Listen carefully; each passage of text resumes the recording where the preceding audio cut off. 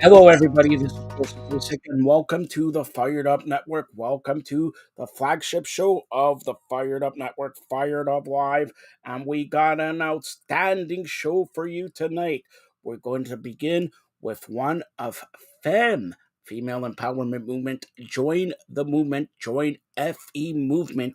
Don't forget Courtney Riddle of Renaissance Mama. She'll talk about, well, everything in 2022. And Courtney, a big addition to the Fired Up Network family. Also, don't forget, we got Marty Roberts coming on for a live edition of Maple Leafs Forever, post-game edition of Maple Leafs Forever as the Maple Leafs take on the New York Rangers at Madison Square Garden in New York. And we have very much, we'll be looking forward to that very, very much there. But let's begin with Courtney Riddle, the Renaissance Mama. Hi, friends. I'm Courtney. I'm a performer, speaker, and a writer. I'm a mama to 3 crazy boys and a super sweet dog. I decided 12 years ago that I needed to create a business that worked for me instead of me working for it. I'm a multi-passionate entrepreneur who may be considered a serial entrepreneur by some, but then I realized that all of my businesses focused on connection, community, and creating an incredible experience. I cannot wait to share with you how to make small but mighty changes in your life to affect your overall well-being and create a life and business you want to get up in the morning for. That's right, my friends. I am the Renaissance Mama. Hi, friends. It's me, Courtney, the Renaissance Mama, and I am so happy to have you here today. Thank you so much for checking out the show. Thank you so much for supporting me, and let's just hop right into it. So I don't know if you were able to check out my last show, but I chatted all about how you can make a year in review for yourself, how it's super important to really take the time to reflect and kind of figure out where you came from, what happened this year, and how you want to build on and move on to next year. But I thought today would be a little bit fun to kind of think about what happened in 2022 in general, in the world, and then also share with you some of my favorite episodes that if you haven't had a chance to check out, I think you need to. So first of all, I don't know about all of you guys, but for me, I was a little hesitant going into 2022. I thought, okay, we all know what happened in 2020. 2021 was still a little bit up in the air. And 2022, I was just like excited. I was ready to make big moves. I was ready for good things to happen. I was ready for life to get back to normal. But in the back of my head, and I'm sure so many people were thinking this, we were all wondering what this new normal would look like. And I think we were all a little bit worried that maybe COVID is here to stay forever, or we just didn't know what was going to happen, how life was going to continue on. I don't know if that's how you felt, but that's definitely how I felt. And I feel still like at the end of 2022, still looking at, all the numbers in our hospitals and how COVID is still such a real thing and something to be aware of. It's kind of crazy. I think we still thought like, oh, it's going to be gone. It's gone. But in the back of our minds, we always knew it's around for a while and we have to learn to live with it and adapt and figure out how we can continue with our lives. All right, so let's hop in right to some of the biggest moments of 2022. So of course, one of the biggest moments I had to think of right off the bat was the slap, right? I mean, at the Oscars, Will Smith slapping Chris Rock. I think I was with the millions of people who thought it was a sketch. This is fake. This has to be fake. And then, wait a second, is this real? what? Like it was mind-blowing. And I still to this day have to kind of question. I feel like there's two groups of people. There's the people who believe that he did the slap 100% because he was so angry of the rude comments and he's just had enough. And then there's the group of people who believe this might have been a publicity stunt. For me, I'm kind of somewhere in the middle. I feel like he was really angry. He let his emotions kind of take hold of him, and he was really upset by what Chris Rock said. So he slapped him. But I think as soon as he did that, he realized, ooh, that was not a great choice. So then he really stood behind, his reasoning of why he did it to kind of justify it to the world, right? Like if you're defending your wife, you feel like you have some sort of justification. I don't know if that's true or not, but that's kind of what I believe. And then I believe because it became so big and such a huge publicity thing that he kind of had to find a way to sort of save face while still trying to be the good guy that we've always thought Will Smith was. I mean, did you ever think Fresh Prince would go up and slap somebody in the face? I didn't. And of course, when you're talking 2022, you have to think of people who passed away. Celebrities in particular who passed away and really kind of shook things up. For me, for sure, that was Bob Saget. Like it was shocking. And I think what was more shocking about the whole Bob Saget passing away story was that it seemed a little bit unanswered. It seemed like the story was he fell in his hotel room and then that was it. Like that hurt my heart. I mean, who didn't love Danny Tanner growing up as a kid? I wish he was my dad. Who didn't? He was such a huge part of so many people's childhood. I remember so many of his lines in Full House. I remember, turning on an episode and knowing exactly what was going to happen, knowing what he was going to say. Remember his character was such a clean freak. He was always cleaning things and doing things, but at the end of the day, he just cared about his kids and his family. And then, I don't know if you guys knew this, but as a comedian, he actually told really funny and raunchy jokes. So it was always such a funny balance that like in real life, he was nothing like the Danny Tanner character. I mean, he was extremely talented and I believed him the whole time that was who he was. But in real life, he was a really talented comedian.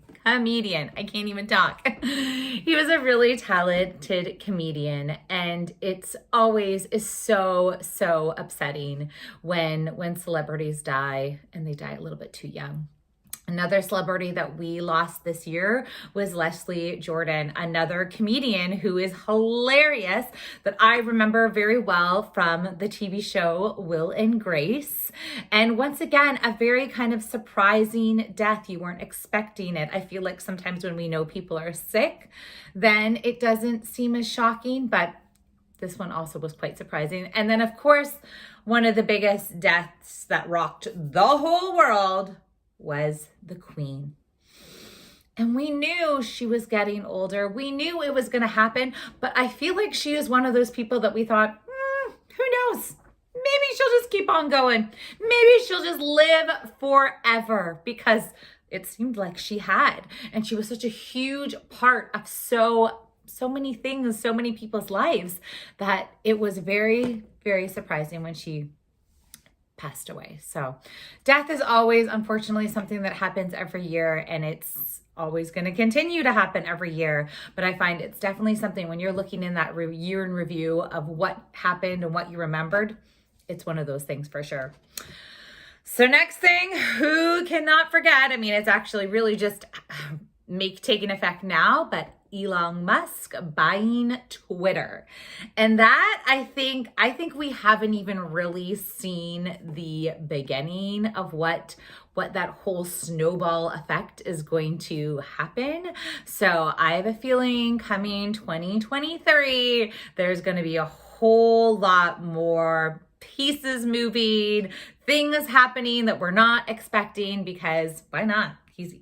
Elon Musk. He can do what he wants. So I have a feeling there's going to be some more surprises. There's going to be big moments happening for sure. Who cannot forget? And I will say, I didn't really hop on this bandwagon, but I've heard so many people did. The Johnny Depp and Amber Heard trial. Like, it was insane. Some of the stories, some of the memes, a lot of the TikToks that came from that trial. To me, it just seemed like it was one of those situations, kind of like a car accident, that you're like, ooh, I don't want to watch this. I don't want to check it out. But you kind of had to, because it was just so crazy. And some of the things that were coming out of their mouths was just insane, absurd. I don't know. It was a little bit of all of that. I mean, I don't know how they ever were a couple to begin with. It seemed like they were just really brought out the worst in each other, but that might be my opinion. And then who also, if we're talking about other couples, who would possibly imagine that Jennifer Lopez and Ben Affleck would get back together? Like, you wonder why couples in Hollywood have such a difficult time. Like, how they broke up years ago. They both had so many different relationships. They both have very public relationships. And then they got married in 2022.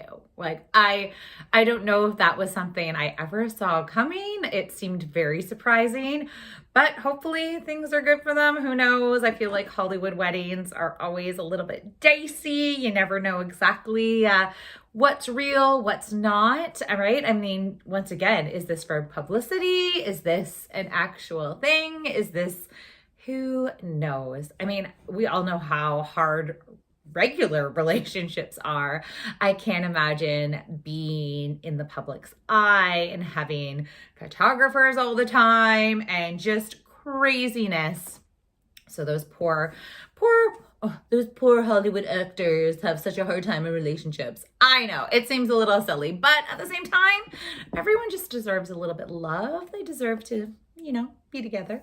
Another really kind of funny thing that took over in 2022, and I will say I was for sure a part of this, and then I slowly fizzled out, but it was the Wordle craze. Come on, how many people woke up first thing in the morning, hopped on their phone, and tried to get the Wordle of the day? I will tell you, I still have friends who message me every morning and show me their little Wordle of the day and how many tries they got to get the word. And then there was different versions. There was Quirtle, and then there was a number one, and then there was all these different options. I was doing it for quite a while, and then what happened is my phone actually kind of reset, so it went back to 0, and I was like, well, now I've lost my streak, so I kind of gave up. But like I said, I have some friends that still every day do the Wordle. And actually my favorite part about that now is that they'll give each other hints. So I'm like in a group text message and I see the hints. And I think the hints are probably the best part. Like, they should do a totally different app just about the hints, because some of their hints are absolutely hilarious. But I would love to hear how many of you hopped on the Wordle craze and if you are still doing Wordle. All right, some big movies for 2022. Of course, the actual biggest movie of 2022 was their, not even remake, but was the next version of Top Gun, Maverick. It has been something that people have been talking about for years. So the fact that it was finally here and it was actually good, I think people were so excited. Like, it was amazing. Trust me, I know some of my friends were a huge fan of Top Gun. They actually dressed up as them as a costume this year as well. But they were so excited. They loved the movie. It was so amazing to see. And then, of course, the Marvel movies. We had the newest Doctor Strange one. We had the Wakanda Forever, which also was missing their biggest star, and it still was a huge success. I have a feeling, though, you can't really go wrong with some of those Marvel movies.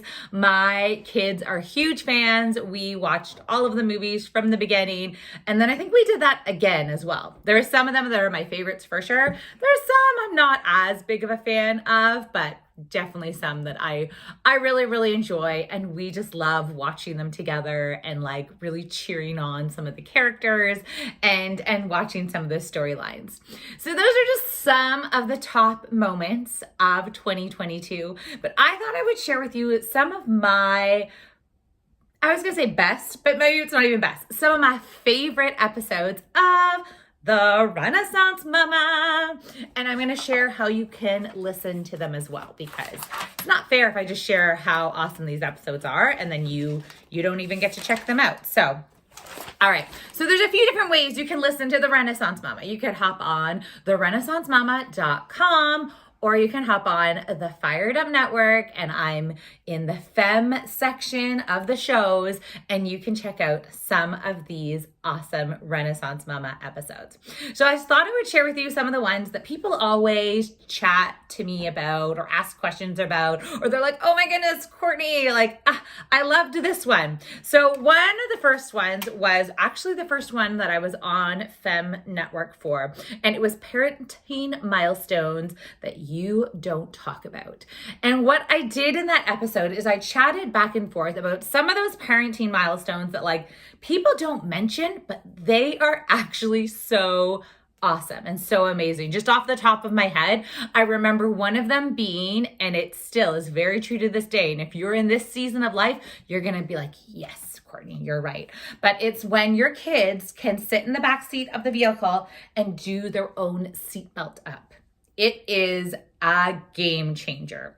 But what I loved about that episode is not only did I tell you about these parenting milestones that, trust me, when you hit them, you're like, oh, Courtney was right. But it was also, I kind of go through business as well. And like, I made them sound very similar. Like, this is what happens at parenting, and this is what happens with your business. So if you have a business, it definitely applies. If you don't, then you can at least connect with the one. But some of those things were such good memories as a parent, obviously, and such good memories as a business owner. And I really kind of made them sort of line up with each other. So it was a fun episode for both parenting and business.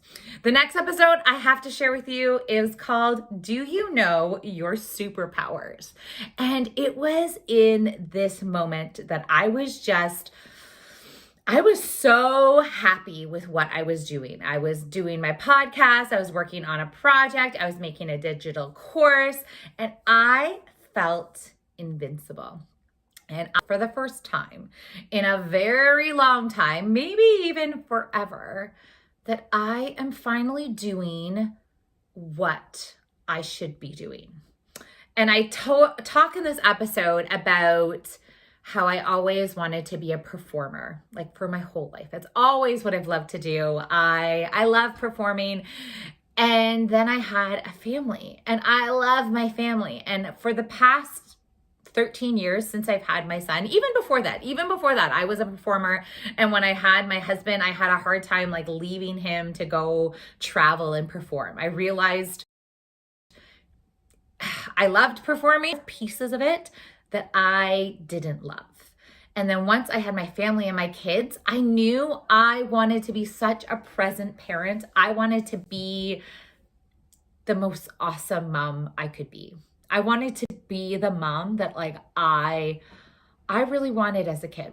My mom was great. My mom was amazing, but she wasn't always there. She was very busy. She worked a lot. I wanted to be the mom that was the rock star mom. Like all the games, cheering it on, making the yummy foods, knowing, which friends are coming over for which play dates. I wanted to be that mom.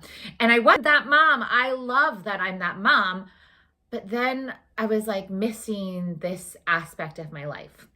So the fact that now I get to perform to you guys, I perform in my speaking engagements, I am performing when I'm creating my digital courses, but I'm also doing it from home. I also don't have to travel around the world. I don't have to audition in front of people. I can connect with people and chat. And probably do more than I actually could have if I was just, memorizing lines, say selling some sort of commercial. I get to do so much more. So that episode is really talking about how you can start honing in on your superpowers and how you start figuring out, are you doing what you should be doing in your life? And if you're not, 2023 could be the year that you figure it out. 2023 could be the year that everything changes for you. You start figuring out what your superpowers are, and then you start doing things that align with those superpowers. And I tell you, you are going to be like, boom, mind blown. You them talk a lot about like superhero analogies in that episode, but you'll see why. It's definitely worth it. Check it out. So the next one I wanted to share, it's a businessy one, but I also think it's really, really important. And it's how do you how do you maintain momentum in a slow season? And I'm very honest with people. Like, I don't do as much work in the summer. The summer is my family time. I focus on them. I want to make summers amazing for them. I still do all my commitments and I'm consistent with the things that I'm supposed to be doing, but I don't take on any huge projects. I'm very aware that in the winter I'm running around like a crazy lady because I have so many projects on the go and I love it, but I also know I can't do that all year long. It's not fair for me. It's not fair for my family. It's not fair for anybody because number one, I'm probably not going to give great quality if I'm just never taking a break. But I also know, once again, I want to make sure they have a really wonderful summer. So summers to me are a little bit slower when it comes to business. But what I've learned over the years is you still have a really good plan to like keep that momentum going. The last thing you want to do is like sit back and relax in the summer and then nothing gets done, right? That's not fair. That's not fair for that whole January to July that you've worked your butt off for, because then come September, you're going to be really upset. So that episode was really great. If that's something you're looking into, is to have, and it doesn't have to be summer. It could be any time that you want to kind of just slow down with your business. Maybe right now, coming up to the holidays, you want to have a really nice holidays with your family. So how do you do that and still keep that momentum with your business? So check that episode out. It's a really good one. The next one is also very much a business one, but it's advertising on a budget. As you know, I am thrifty. And when it comes to business, comes to advertising, I love social media and I love connecting people with really genuine ways, but I don't want to spend tons of money on advertising. So it's a really good episode. If you just want to think of some fun, simple ideas you can take on to possibly advertise your business. Maybe you're just starting out. Maybe you have, spent enough on advertising already. It's a great episode to kind of just, like I said, give you some fun ideas, things you may not have think about, just different ways you can really get out there. It is all about time and consistency though. So if you don't have the time or the time to be consistent, you probably have to pay the money on the advertising. But if you want to save, then that's how you do it. You got to get time, consistency, and a good plan. So check out that episode if that's something you're looking into and you want to check out. Oh, the next one it's definitely more of a personal one, but it was all about how to create your perfect day. And I think this is so important in life because we think we want things. We think we need to do things. We see everybody else's socials and what they're doing. And we hear about this like morning routine you should have. And you hear about like, oh, this is what this person does and it makes them very successful. And this is what that person does and that makes them successful. Oh, and look at the picture of those people and their kids. Oh, they look so happy. Like, I feel like we get super overwhelmed with all the things we think we need to do.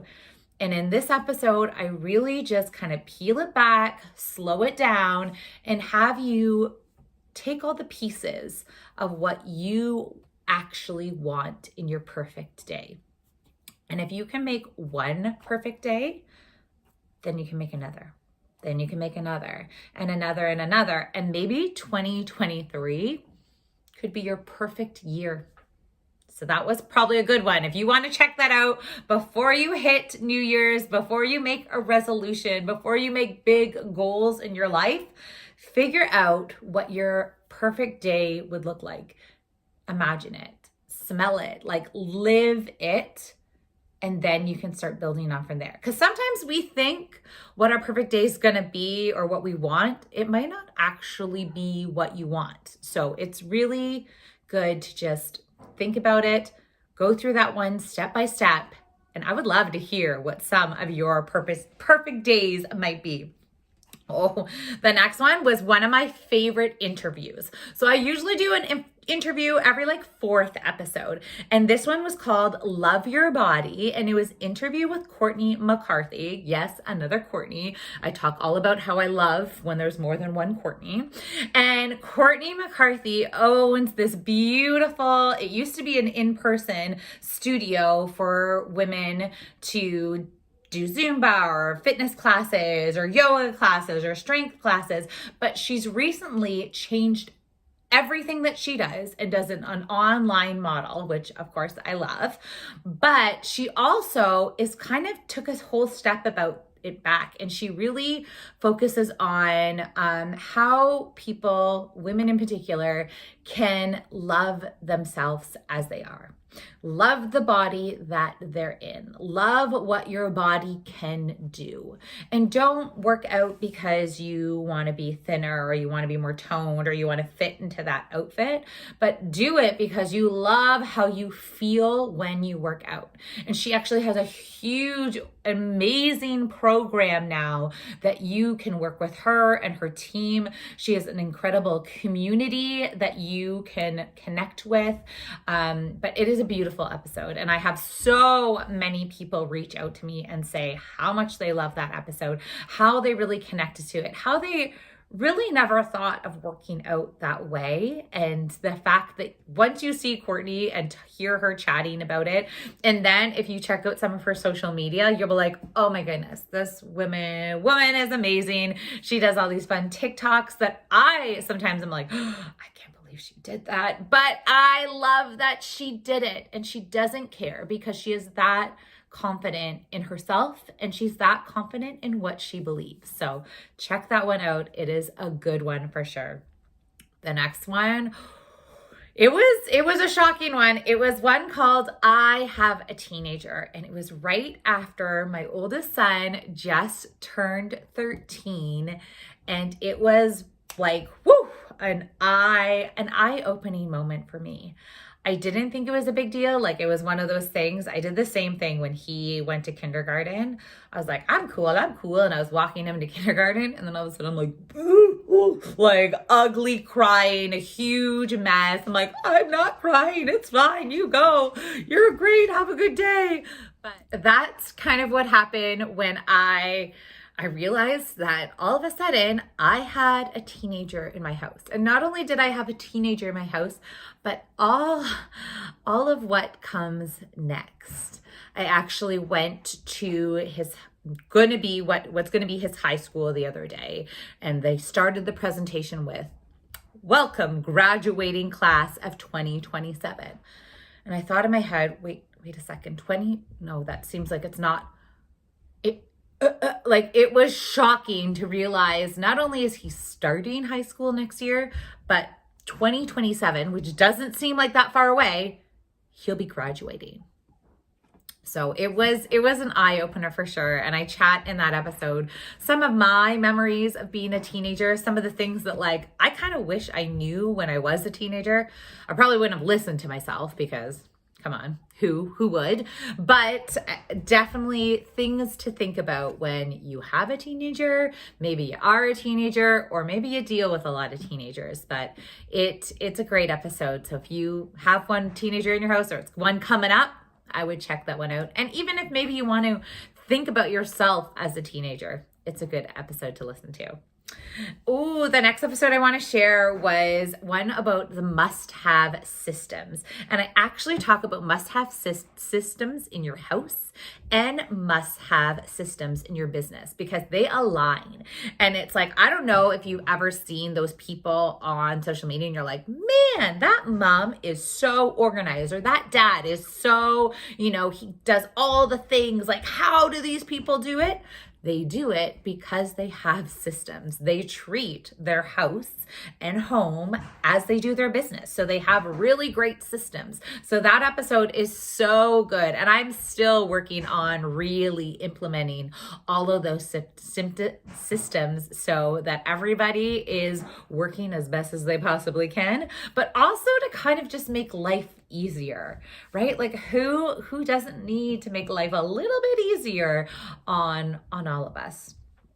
The last one I want to share with you guys, and especially if it's this time of year and you're feeling stressed and you're feeling the overwhelm, I did a really great episode all about navigating the holidays. And once again, it was about being a parent and a business owner and whether you fit into one or either or both. It is a great episode because I do really give you simple steps, simple strategies to make your holiday season enjoyable.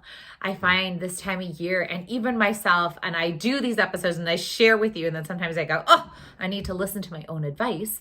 But I find that I really am trying to take this season and enjoy it. I really am trying to make the moments magical because that's what parents do this time of year. And we love seeing our kids' faces light up and we love having all the things happen. But it sometimes is really hard to do. And sometimes I feel like the clock is working against us because we have all these other things we have to do in life, like jobs and commitments and that the mega list of like holiday things that need to get done, sometimes they get pushed down to the bottom of the list. But for me this year, I'm really just focusing on the experiences.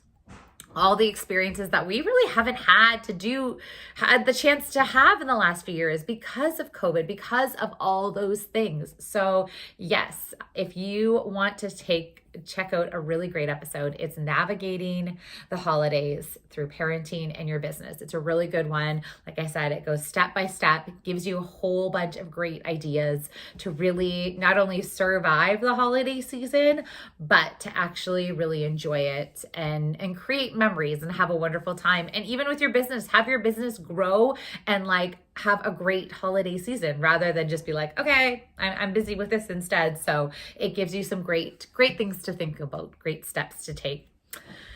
Well, my friends, that is all for now. I hope you liked my quick little year in review of some of the things that has happened. I kind of really focused on pop culture-ish things, and then I shared with you some of my very favorite episodes. Like I said, you can check them out on the Fem Network. You can check them out on therenaissancemama.com. But I want to hear from you too, because this is my favorite part, is connecting with you guys and hearing what are your favorite episodes. What do you want more of? What do you want less of? Like, I am doing this for you, so I want to hear from you. Let me know on my socials. I'm on Instagram at CourtneyRenaissanceMama.com. You can find me everywhere, but I want to hear from you. I want these conversations to go because I know 2023 is just going to be epic. I have a feeling things are going to happen for me. I have so many projects that I'm so excited to share about. I have this huge, fabulous, incredible feeling that it is going to be so good. So I want you and me to have an incredible year together, and I would love to hear what you want to hear more of. Okay, friends, bye for now.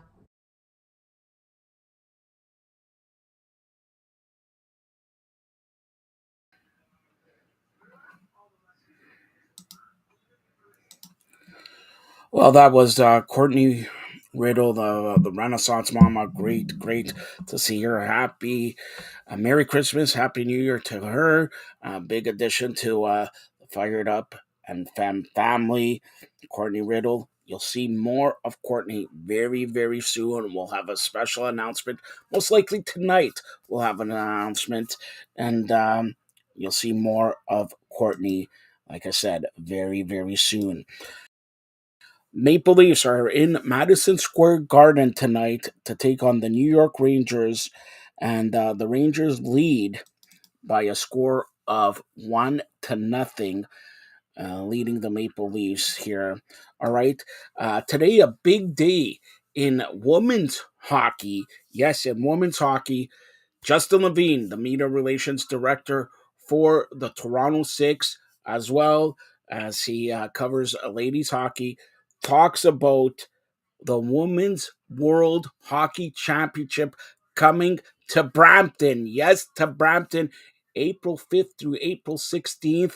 And we got Taylor Woods, professional hockey player for the Toronto Six, later on in the show, talking about the Toronto Six and everything like that. And kudos to the PHF, Premier Hockey Federation, for doubling the salary for players beginning next year, $1.5 million.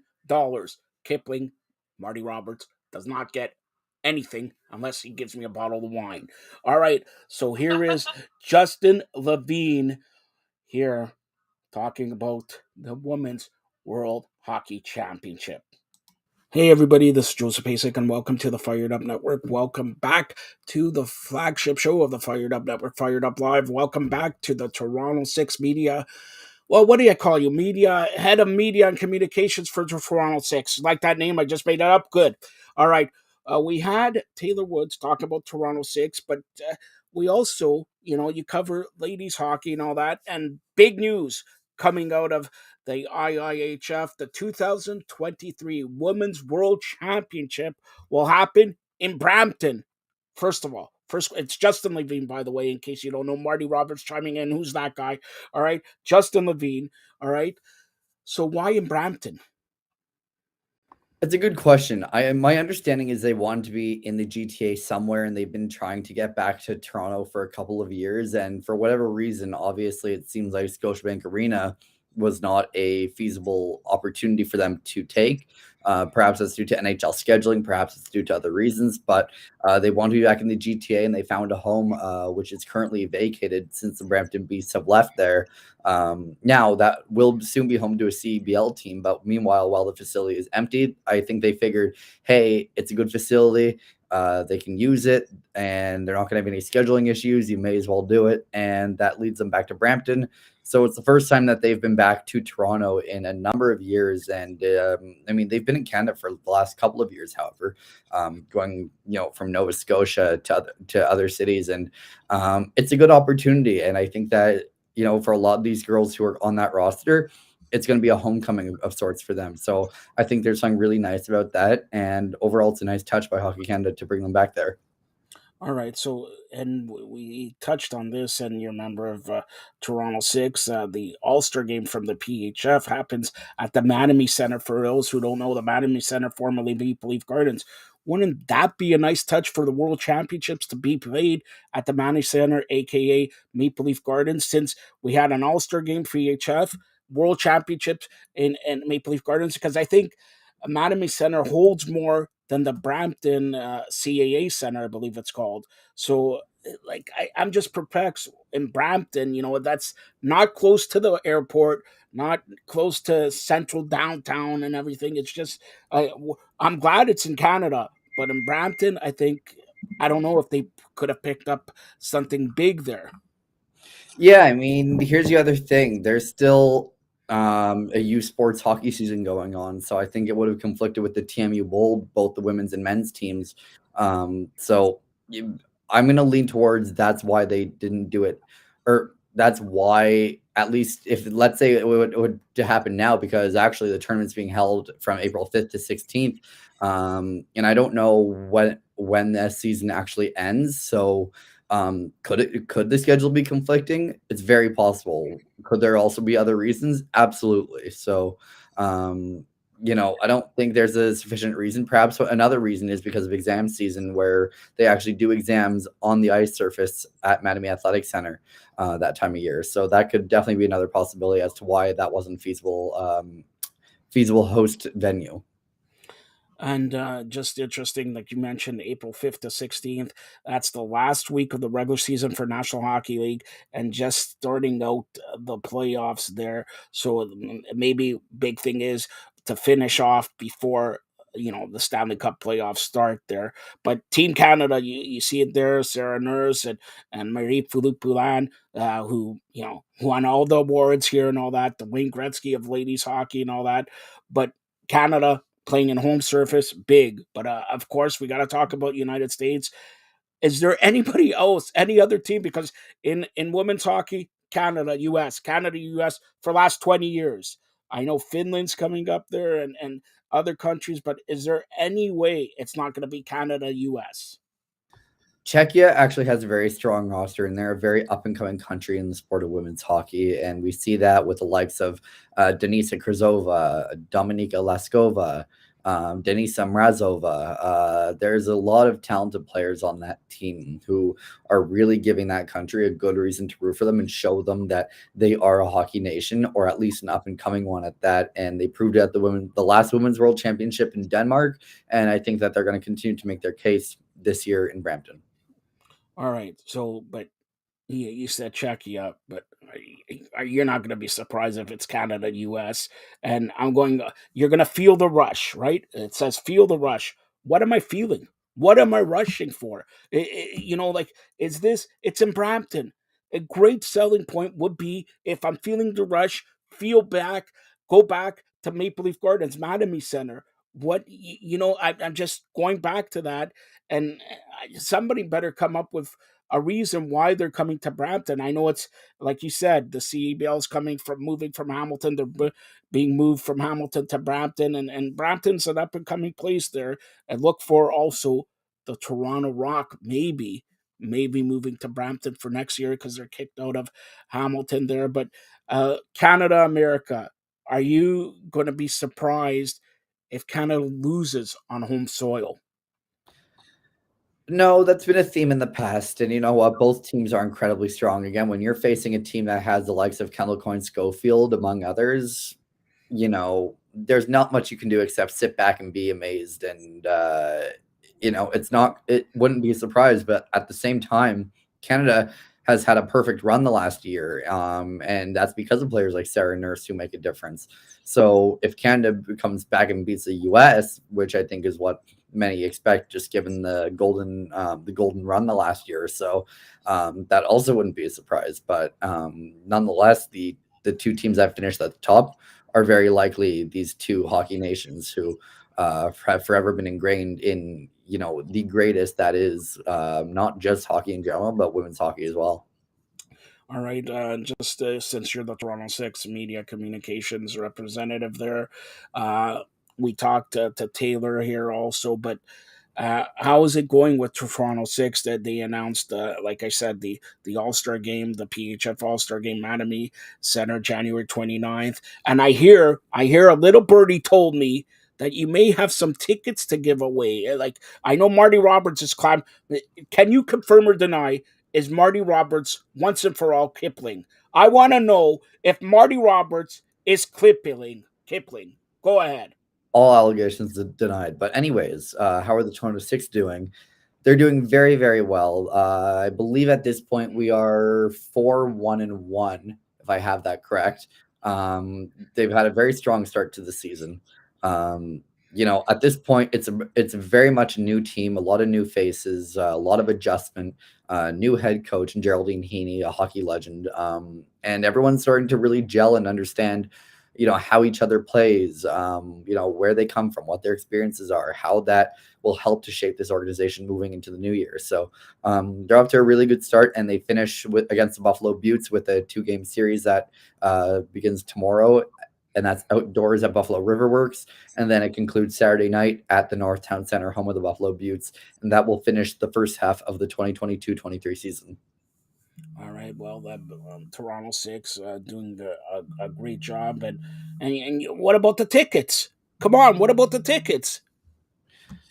Please go buy tickets. We're at toronto.universitytickets.com. We've got a really, really what I think is a really great home experience at Kenland Sports York, and you know, all we can ask is that you come out and support these women who they work so tirelessly to be the best they can be all week long, every week. They push themselves to the boundaries, and they've put on quite a show, and they're very deserving to have big crowds. So please come out and support the Toronto Six as we move into the new year for the second half of this year's PHF campaign. When's the next home game? Next home game is January 21st when we face the Connecticut Whale. All right, January 21st, I'll make you a deal. All right, come up, purchase your tickets, and the first 10 people I'm going to the game, by the way, Justin, you're going to give me tickets. First 10 people who come and say hi to me, meet the President of Provinces of Canada, soon to be the Prime Minister of North America, will get a Marty Roberts slight hair from his goatee. His hair from his goatee. Justin, I know you've been asking for it for Christmas, Hanukkah, and all that. I'll get you that.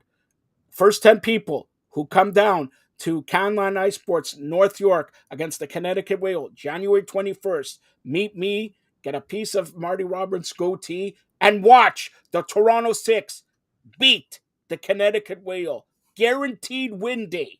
Guaranteed win day. If I'm wrong, Marty Roberts will have to go to Justin's house and clean up his room there, the washroom and everything like that. How do you like that, Justin? I'll take it. You'll take it. All right, Justin, anything else you want to add here? Tell everybody how they get a hold of you. Yeah, you can get a hold of me on Twitter at Justin Levine HBS, as always at the Toronto Six on Twitter, Facebook, and Instagram. Yeah, make sure you're following along for the ride. We've had a really fun first half of the season, and preparing for what comes next after what hopefully is a successful end to the first half against the Buffalo Beauts this weekend. All right, and hopefully, hopefully a very successful weekend. An outdoor game in Buffalo. I don't know the weather in Toronto. You can see it's frightful. The weather outside is frightful, but in Buffalo, it's delightful. Yeah, you like that? Not bad Well, for they can only hope that it was real. I was there last year at the outdoor game, and it was delightful. So hopefully it subsides and they're able to get in a good hockey game. Can you confirm or deny the rumor that forget about Marty Roberts as Kipling, that Toronto Star's own, my good personal close friend, Mark Solinsky, is not Kipling? He is not Kipling. Thank you. That's Justin Levine. Stay tuned for more great programming here on the Fired Up Network. Thanks, Justin. Thank you. Thank you to Justin Levine and a big Women's World Hockey Championships happening in Brampton. Yes, in Brampton, April 5th to April 16th. Thanks to Justin. More Toronto Six talk later on the show with Taylor Woods here. The Maple Leafs at the end of the first period tied up the game. Bunting scored his seventh of the year, and it's 1-1 at Madison Square Garden in New York. The Maple Leafs and New York Rangers should be interesting to see who comes up big. Mitch Martin, another game with another point. He has 23 now, 23. So let's hope for Mitch Marner continue his streak there for the Maple Leafs, and let's hope the Maple Leafs pull out a victory in this one. Now, you normally see him on Sunday morning, the ultimate fantasy football show, Andy McNamara, but since Sunday, the world is going to be waking up, having some tea, crunch bits, having some croissants, having some cereal, and watching the World Cup final. Argentina against France. Oye, Argentina va a ganar. You like that Spanish, all right? Spanish. I don't know anything of French, even though I'm the president of the provinces of Canada, soon to be the mayor of North America. Andy McNamara quoted, he's going to have a big sign in Cleveland there, the Cleveland Brown Stadium. Joe Pasek, the mayor of North America. But Andy McNamara is back to give you a preview, and this is the game is happening in about 20 minutes, 25 minutes. It is Thursday Night Football. Andy McNamara, the ultimate fantasy football show right now. Here's Andy McNamara.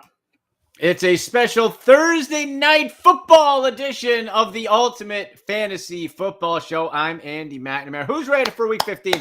Who's ready, folks? Who's ready to go? Who's ready to go? Who's ready for the fantasy football playoffs? Getting ready for another set of best bets coming up. Big game, big weekend. And look, I'm going to answer some of your fantasy football questions, betting questions coming up in the show. But get you ready for Thursday night football. This is a big match. This is a really interesting matchup to me when it comes to the 49ers heading into Seattle to take on the Seahawks. You can get your questions in using hashtag AskAndy on Twitter, at AndyMC81, and at FiredUpNet, of course, as well as on Instagram at AndyMCSports. A little sip of coffee here, folks. Get ready. Nighttime coffee, getting ready to roll. This is going to be a good one. So here's the lines. Okay, I want to look at the betting side of this game first, and then we're going to swing into some DraftKings Showdown DFS contests, and of course, to answer some of your questions for NFL Week 15 that involve this game, because this is the first big step, right? You go with somebody tonight or you don't, it's going to impact your fantasy playoffs. And if you're out of the playoffs, of course, too, it's okay because you still get your DFS, still get your DraftKings and all that good stuff. So all good there. Now, for this matchup, this line keeps moving a little bit because start of the week, it was San Francisco 4-point favorites, 3.5 the other day. Now 3 points moving up to San Francisco. So the money on Seattle creeping up a little bit. And if I'm looking at the DraftKings Sportsbook, this is what jumps out to me. Okay. For 49ers to win by more than 3, and depends on your book, could be 3.5, is minus 105. For the Seahawks to cover that, it's minus 115. So it really depends how you think this one's going to shake out. Do you think it's going to be the Seahawks? You think it's going to be the 49ers? Here's my reasoning for I think you put the money on the Seahawks. And the straight up money line is where I like. Plus 145 for the Seahawks to win outright. Okay, over-under is 43, by the way. Here's the reason. This is if the Seahawks fancy themselves a division winner, it's a must-win. 49ers win this game, they take the division, you're done. Now, the Seahawks could still maybe wrangle into a wildcard spot. Gets a lot more difficult at 7-6, right? To be back to 500, a lot tougher road. Seahawks let that one slip away last week against Carolina. They just slept one. They weren't even there. So now you're at home. You're in Seattle. Remember, folks, between Seattle and Kansas City, they were going back and forth with the Guinness Book of World Record for what the loudest decibel thing, whatever it was for home crowds. You strike early in this game with Geno Smith. You strike early, that crowd's going to be hot. Not that the 49ers can't handle it, but you have Brock Purdy, who's going to be sort of that game time decision. He has an oblique, which is a weird injury, right? You could hurt it any time. Oblique's not like your ankle or knee. This is something you throw it and, oh, there it goes. Could be during the game. And the backup's Josh Johnson. I know the 49ers are built to be QB friendly, but come on. Okay, Josh Johnson should have been on the conveyor belt to the glue factory a long time ago. Not the best. You're now on your third, fourth quarterback option when you get to Josh Johnson. So plus 145. So the Seahawks need to win this game. They're coming off a stinker. They're at home. You got a banged up backup quarterback, and there's no Deebo Samuel for the 49ers. Compare that to the Seahawks, who get their in-season star running back Kenneth Walker back healthy, removed from the injury designation. Huge fantasy-wise. A lot of questions going to be in for Kenneth Walker today, and I got him on one of my teams. Picked him up off of waivers a bunch of weeks ago. Kenneth Walker, play him. Now, Deebo Samuel, out. All right? So with Deebo out, that means Christian McCaffrey, who's also not 100%, don't forget, he'll play through. What that does is it now elevates Brandon Ayuk. So we got Ayuk now, a bit more targets. You got George Kittle. I got a deep, deep sleeper for you too. Okay? Let me get this for you. This is let me preface it by saying this. For your fantasy football playoff, don't do this. Okay? If you're playing a DraftKings contest, DFS, you want to get that contrarian play, whatever, give this a think. That's what I make sure I got. Yeah. Jawan Jennings for the 49ers. 1% ownership going into waiver wire pickups, and his ownership, I think, rose 2 or 3%. Why Jawan Jennings? Jauan Jennings. So like I said, no Debo, Christian not 100%. You have Brandon Ayuk up, George Kittle. So Jennings now slips in underneath to that next level of coverage. Okay. And you might have to rely on him. Now, this is not based on having done it. This is why it's risky. Jawan Jennings has not proven he can do this, but he is a starter. He is next in line on the depth chart. He was getting starting reps on the field quite a bit, and you're going to be thin. You're going to have to look for targets. So a deep sleeper contrarian play, like if you're, to give you an example, if we're looking at the DraftKings showdown contest, and that's where if you're on DraftKings, you go and you have your showdown lineup, which gives your captain spot, which is 1.5 times the salary, but you get 1.5 times the fantasy points to fit in to that $50,000 salary cap. So that's where you have to figure your strategy. Do you go with the top guy who you think to get many points, or do you do contrarian and you spend cheaper and you slide him in? For me, I'm doing Kenneth Walker at 11,400 in my showdown slot. Now, Jawan Jennings, I'm not that bold where I'm going with Jennings. Jennings, $3,600, folks, and it's all flex too. You got 6 roster spots. Doesn't matter what the position. You don't have to pick a quarterback, whatever. So Jennings is one of those contrarian plays. Well, if this guy popped, he gets a touchdown. That's the difference. That's how you can win some contests. And super deep dart throw flex, but don't do it in your season long. We look at Brock Purdy. Yeah, looking latest update. It's going to be game time, man. It's going to be, and like I said, those obliques. So let's say you start, let's say he plays, and if a healthy Brock Purdy, I like it. I like it. Guys come in, Mr. Irrelevant, last pick in the NFL draft. We know the story. Balled out, playing with house money. Why not? I'd play him. But with that oblique, it makes me question. And so that's where you have to look at, okay, who are some available for, this is for your fantasy football playoffs I'm talking about now. You look at, is it Jared Goff around? Is it Trevor Lawrence around? Even if you're a Baker Mayfield, who would be down on the chart, because even when Baker was humming with the Browns in 2020, he still wasn't a great fantasy option, right? He never really was that good fantasy football quarterback.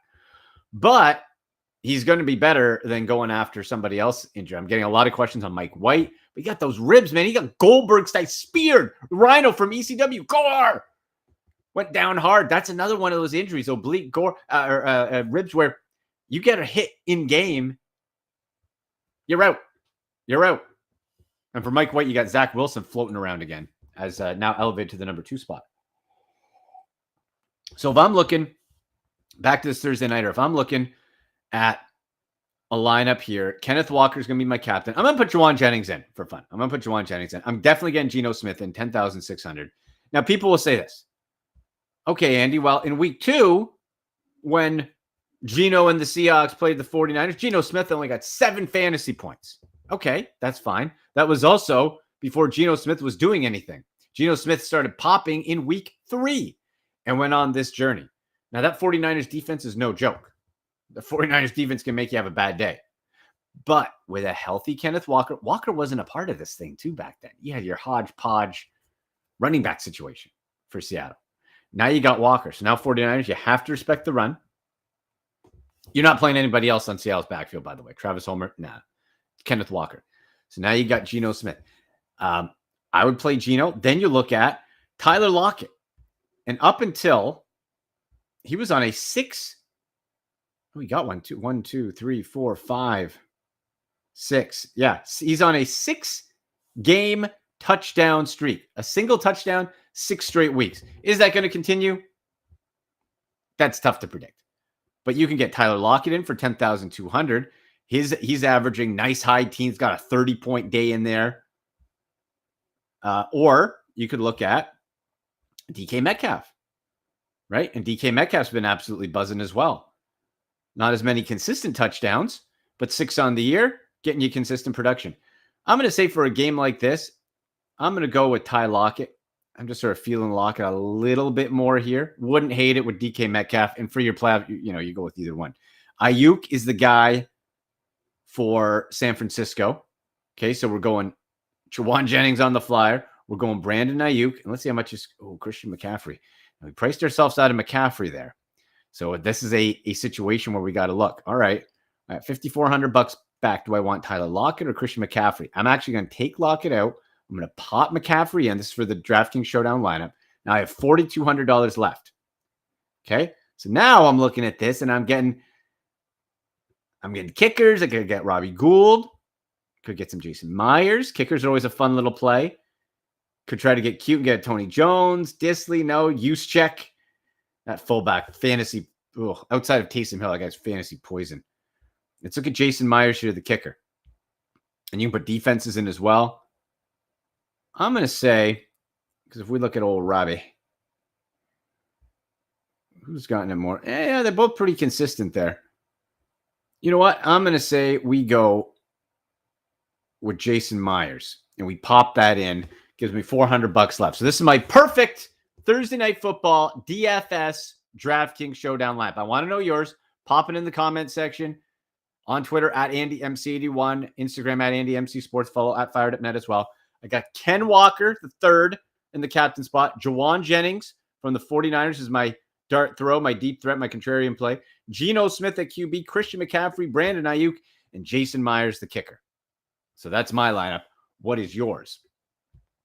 And remember, Seattle at that plus 145 to win outright. Okay, I'm going to get to a couple questions here from the listeners. All right, we got from at ZigDog954. Great handle. Andy, Geno tonight or roll with Ritter Sunday? Hashtag Ask Andy. I loved Desmond Ritter coming out of college. Loved him. However, this is a rookie's first start. This is a situation where he could catch people by surprise. He's mobile, very smart, very mature. Like the thing that was coming out, like leader, study, like really, this is a mature guy. He's got the size, the look, the arm. I thought he should have gone higher than he did in the draft, but he didn't. So what does that look like? That's a big question if you're going into your fantasy football playoffs and you're a bit desperate. You want to go with Ritter? It could be maybe, maybe not. I would think you'd want to ease him in and not put too much on his plate. Or Geno Smith, who's been popping all year against a very good San Francisco defense. In the playoffs, you want to be a little more cautious. Go with Geno Smith. We're going with Geno. Okay, let me get to a couple other questions here, and then we'll book it out of here. Let's see. This from at Matty D613. Andy, need your help. Start Jameson Williams of the Lions or Kenneth Walker for Seattle in the flex. Hashtag Ask Andy. I like Jameson Williams long-term for the Lions, but he caught that touchdown last week. But let's not forget, 2 games back as a rookie off a serious injury, no training camp, and he has 3 targets in 2 games. One of it was a touchdown. That volume you cannot trust. Plus, you have DJ Chark floating around. I love DJ Chark, by the way, for the Lions. If you want a nice pickup, if he's still there. Was available about half of leagues, 45%. You can pick up DJ Chark. Sneaky good volume. You got to go Ken Walker. When healthy, the guy has become a workhorse for Seattle. They're going to have to go to him. You're going to have to go to him. Absolutely. Ken Walker, a no-doubter. An absolute no-doubter. Okay, we got one more. Johnny Miller, 93-93. Andy, Kittle. So for the 49ers, Kittle, Hawkinson, Pittman. I can flex a tight end, full PPR. Who do I bench? Damian Pierce going down sucks. Yeah, Pierce, that was a tough one. You're playing nobody else in that Texans, I'll tell you that.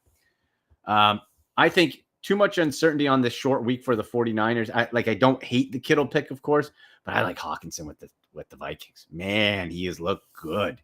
He has looked really, really good. So I think you go Hawkinson over the Vikings.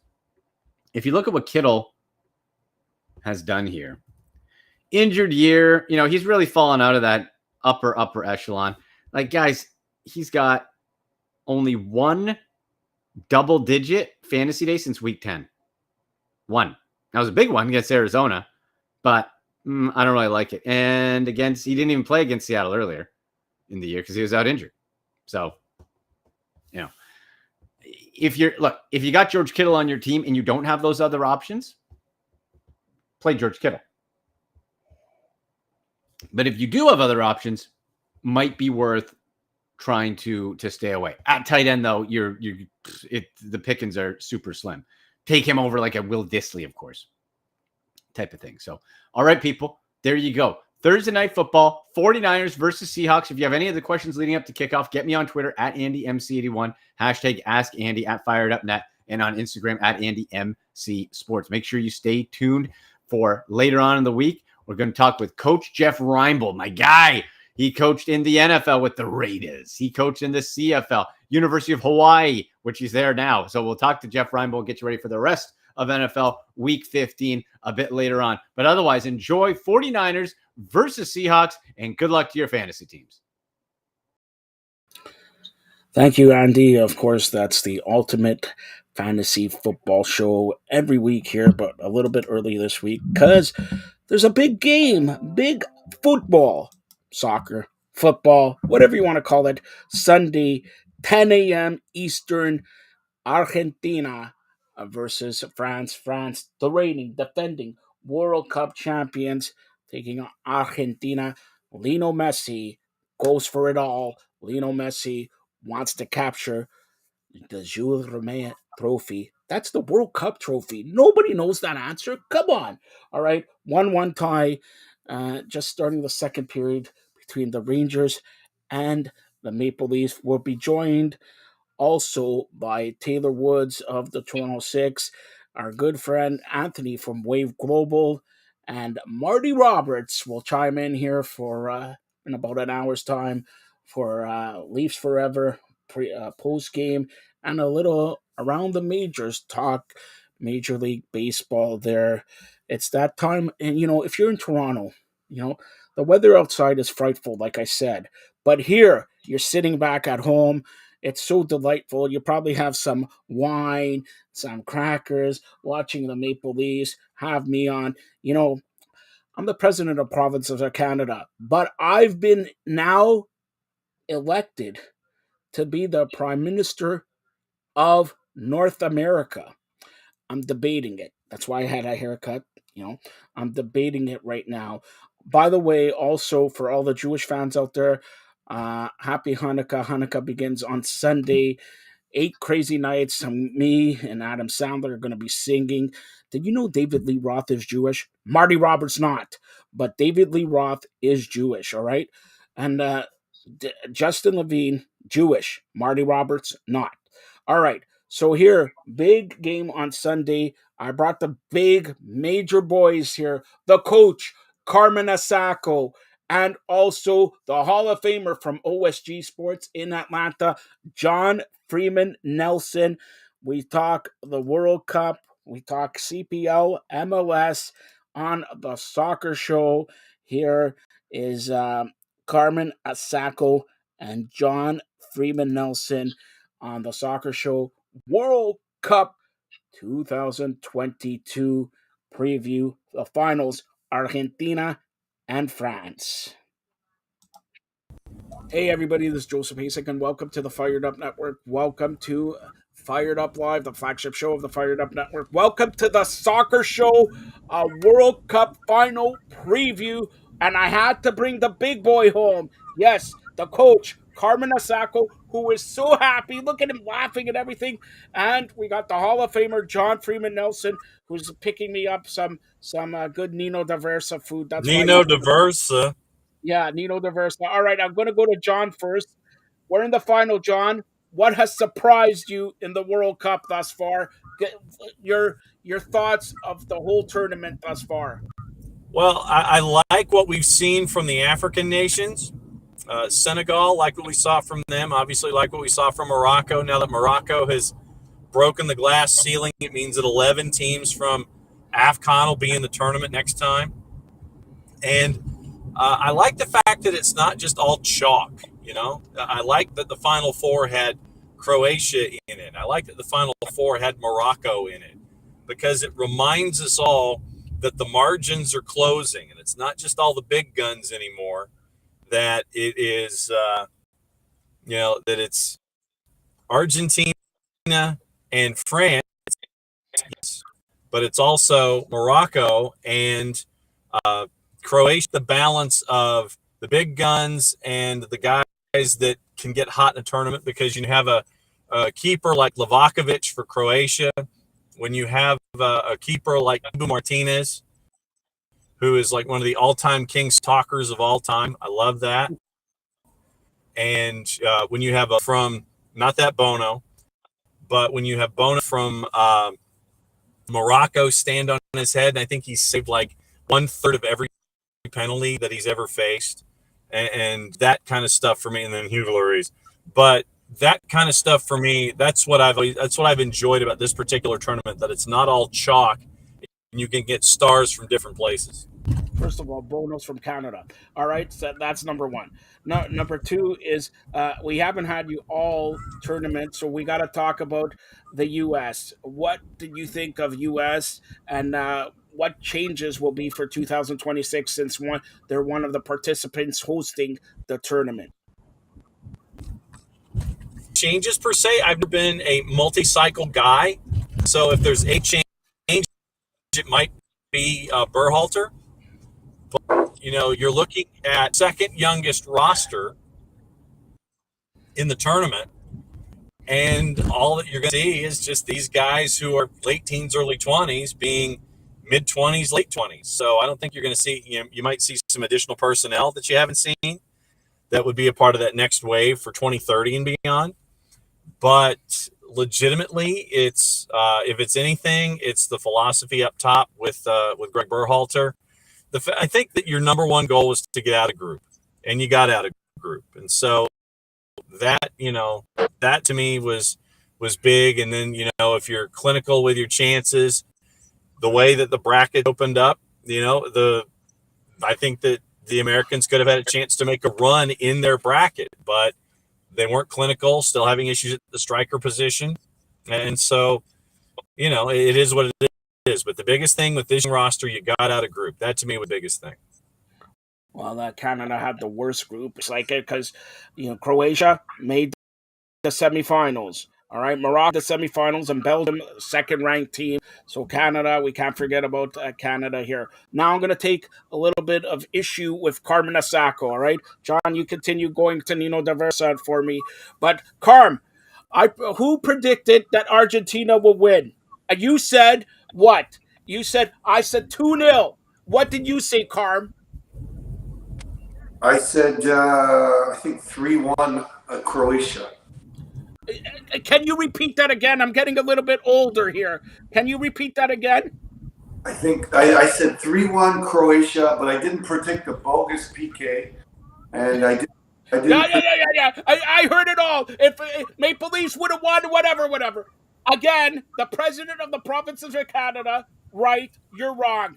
All right. Secondly, what did you predict for the France game? I think I predicted 2-0 France. Yes, you were correct. Yeah, I give you that one. But you predicted France and Croatia in the final, correct? France. Correct. All right. Now, I predicted Argentina, France. Can you give John and the millions listening and watching around the world what's the final of the World Cup? I'm not a conspiracy theorist, but all everything seems to be pointing to Lionel Messi going out in this little fairy tale. But yeah. Yes, you're correct. Hold on. You're correct, since I'm the president of the provinces of Canada and elevated by Juan Antonio Samaranch, whoever that guy was. He said, you become the mayor of North America. He called me the mayor of North America. So it is, and I have a few juice boxes on Argentina winning it. I had it at the beginning of the tournament. All right. Will you be disappointed, Carm, if Lionel Messi wins it? No, I won't be disappointed. I'd be happy for him, and it'll have to be a hell of a performance from him. But I mean, again, all my logical thinking, all my pragmatism points to France. That's that. Okay, hold on. All your thinking, all your mathematics, all your algebra points to France. All right. Messi, arguably one of the best players ever. Mbappe, like we mentioned last show, right now the best player in the world of football. So, Not right now. You said it 2 days ago. You said it. Probably the best, one of the top 3 players who ever played the game. But right now, I hate to say it, I still think Mbappe is the best. Right now, That's Mbappe. what I just said. That's what I just said, Carm. Listen, Yes. I know John's getting Nino Diversa, but take away the tacos from your ear. All right? Like, look, that's what I said. One of the greatest players ever versus the best player right now. All right? Oh, it's stealing That's what my I said. stealing my lines. John, that was mine. You can use it. You can use it, Johnny. All right, listen to me. Listen, John is busy right now. We're getting to John in a second. Carm, all right, Carm. Let's go pragmatical and theoretical and mathematical and all this. Your pick for the World Cup final: Argentina, France. France.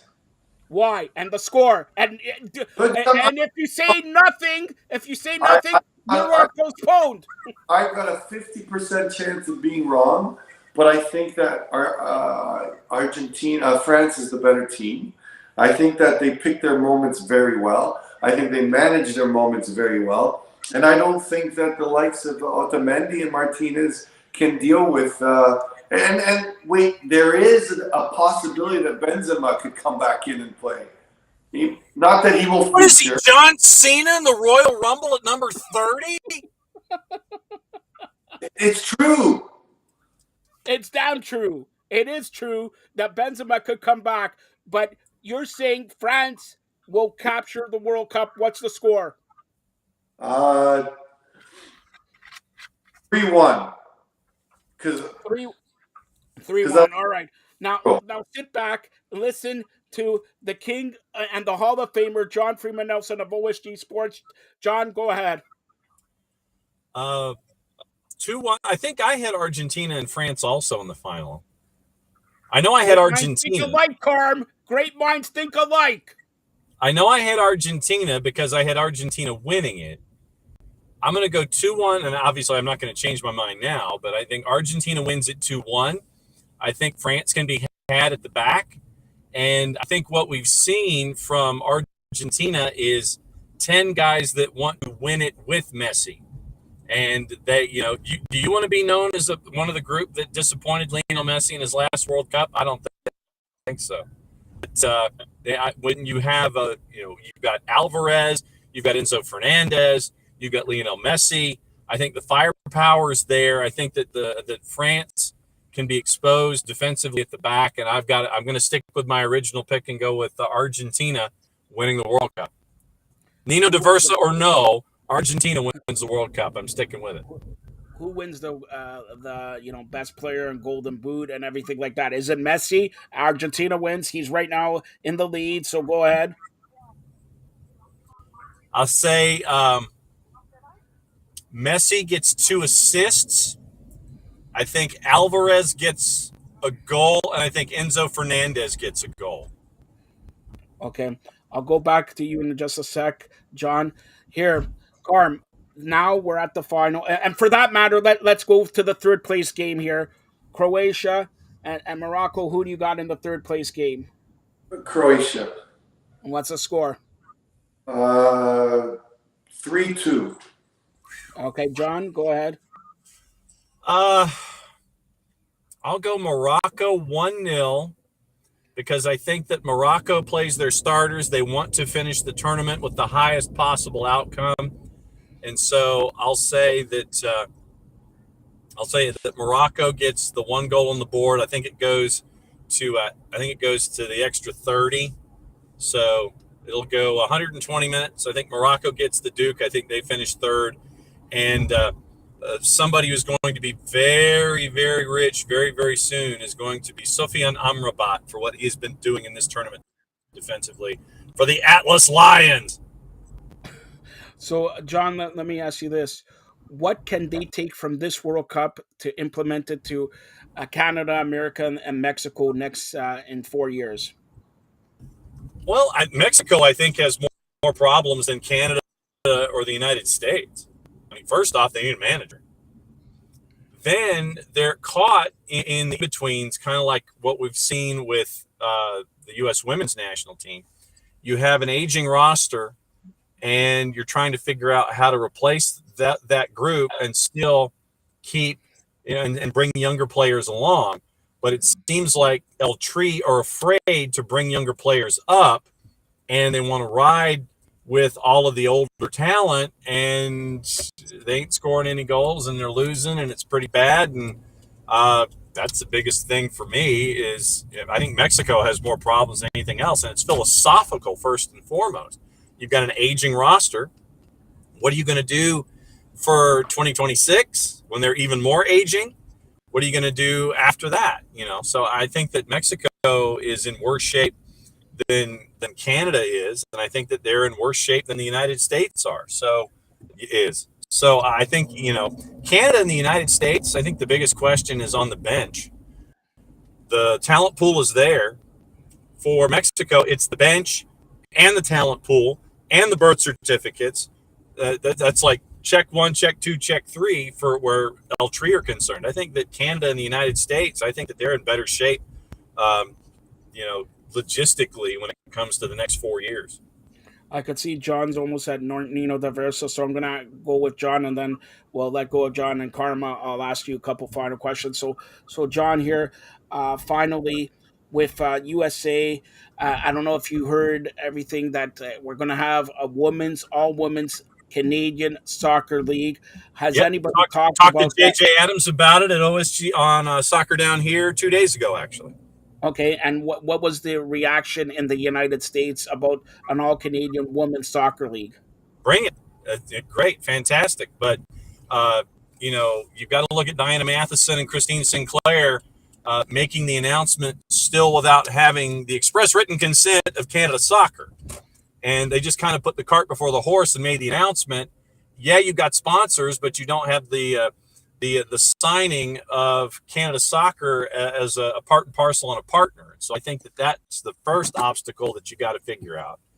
Yeah, it's great that Vancouver is a part of it, and I think they've got 2 franchises online. But the biggest thing is you got to get Canada Soccer in line with it, or it's just going to be sitting there and it's a great idea, but there's no one behind it, and that's the biggest issue for all of it is making sure that you have financial backing, which is great, getting CIBC and another big sponsor, that's big out of the blocks. But at the second time, Canada Soccer has to sign off on it, and they've got to give the good old-fashioned okey doke, and that's something that's got to get worked on. All right, Carm, do you have any questions to ask the Hall of Famer? Where do you learn how to drive? You get his license. High school. Making me dizzy. All right. That's the beauty of it. So, John, tell everybody how they could get a hold of you. We'll get you back on Monday to talk about the final, but go ahead. Thanks a lot for this. And Carm, do you want anything from Nino Diverso? John's picking it up. Yeah, really. Easiest ways on the Twitters, it's Soccer Down Here app available iOS and Android. Me on the Twitters at OSG Nelson. Catch up, boys, after it's all done. Good to talk to you. All right. Thanks a lot, John. Bye. Bye. All right, that's John Freeman Nelson, the Hall of Famer, OSG Sports. Now, we're going to finalize here. Carm, we talked about the ladies soccer, the ladies league, and all that. Any other things that you heard about that? Because John made a great point on not getting it sanctioned. We talked about that when it was announced. We talked about the kind of premature announcement without consent of CSA, but I think this was a strategic maneuver by Christine and by Diana, like because of all the media they got and all the positive media they got. I mean, they're just basically putting the onus on CSA to say, if you don't do this, imagine the negative reaction that will have. So I thought it was a strategic move by Diana and Christine. And you know what? There's a lot behind the scenes that we don't know about. We talked about Bria Carr-Harris and her kind of being elected as the one to oversee women's professional soccer and to put a viability plan in place. And I think she's still the right person. And I just wish that her and Diana and Christine could come to a harmonious kind of working together mentality where this can be successful on all angles and we can get all the political rubbish away. Because I do think that Diana and Christine and Bree and the CSA and CSB will be great partners in developing this. I just hope that politics and rubbish stay out of this whole equation. All right, and just a side note, we mentioned the Women's World Cup happening in 2023 in June, July. Um, Take us through. We always look Canada, America, and all that, but arguably, is there anybody else that can compete with Canada and America solidly? Like in the men's side, we have 5, 6, 10 countries that arguably you can mention Italy, France, Argentina, Brazil, Netherlands, and all that. How many can you say in the Women's World Cup? Oh, absolutely. I mean, if you look at what's happening at the youth levels, the Spanish are dominating the women's side at the youth levels. The Asians, the Japanese are still very strong. I mean, it was Japan and Spain in the final for, I believe, the U17s or the U20s. Sorry, but but the English winning the Euros Cup, they're going to be a dominant force. But I still think that all the experience, all the professional atmospheres, all the professionalism that our Canadian players and the American players are in today will still put them over the hump. But I think that there's going to be some crazy culture shift in the English game, and I think that will translate into the World Cup. I think that the Germans are still very strong. The Spanish are just developing a incredible product of football, and when the athleticism and matches those of the North American teams, or even like some of the South American teams like Brazil, I think it's going to be, I think we're going to see Europe kind of move in and dominate. The U.S. are still physically dominating and technically dominating as well. But the parity's coming, and I see a lot of teams being up there, and we're still grateful for the likes of Kadisha Buchanan and Ashley Lawrence, like pretty much at their peak, still being considered top playing in top leagues and just getting better. So yes, I do think there's the Spanish and the Germans and the English, obviously, and the Brazilians and the Japanese that can challenge the Canadians and the Americans for sure. All right, so that's the World Cup. But I'm going to ask you a personal question. Your headmaster coach, like Giancarlo says, York University men and ladies, 2026 World Cup here. What changes? Forget about the World Cup. Would you like to see in the group at York University, the CPL, and everything like that? Forget about the World Cup for right now. Where do you think it's going? It's growing in Canada. It's growing like crazy here. But you are the lifeblood. You're teaching. You're coaching. You were just at a soccer showcase there. Okay, you're scouting and scouting and scouting. Where do you think in 4 years? By the way, in 4 years, are you going to have a nicer house? But in 4 years, where do you think it's going to be? Forget about the World Cup right now. No, I mean, I think overall everyone's heading in the right direction.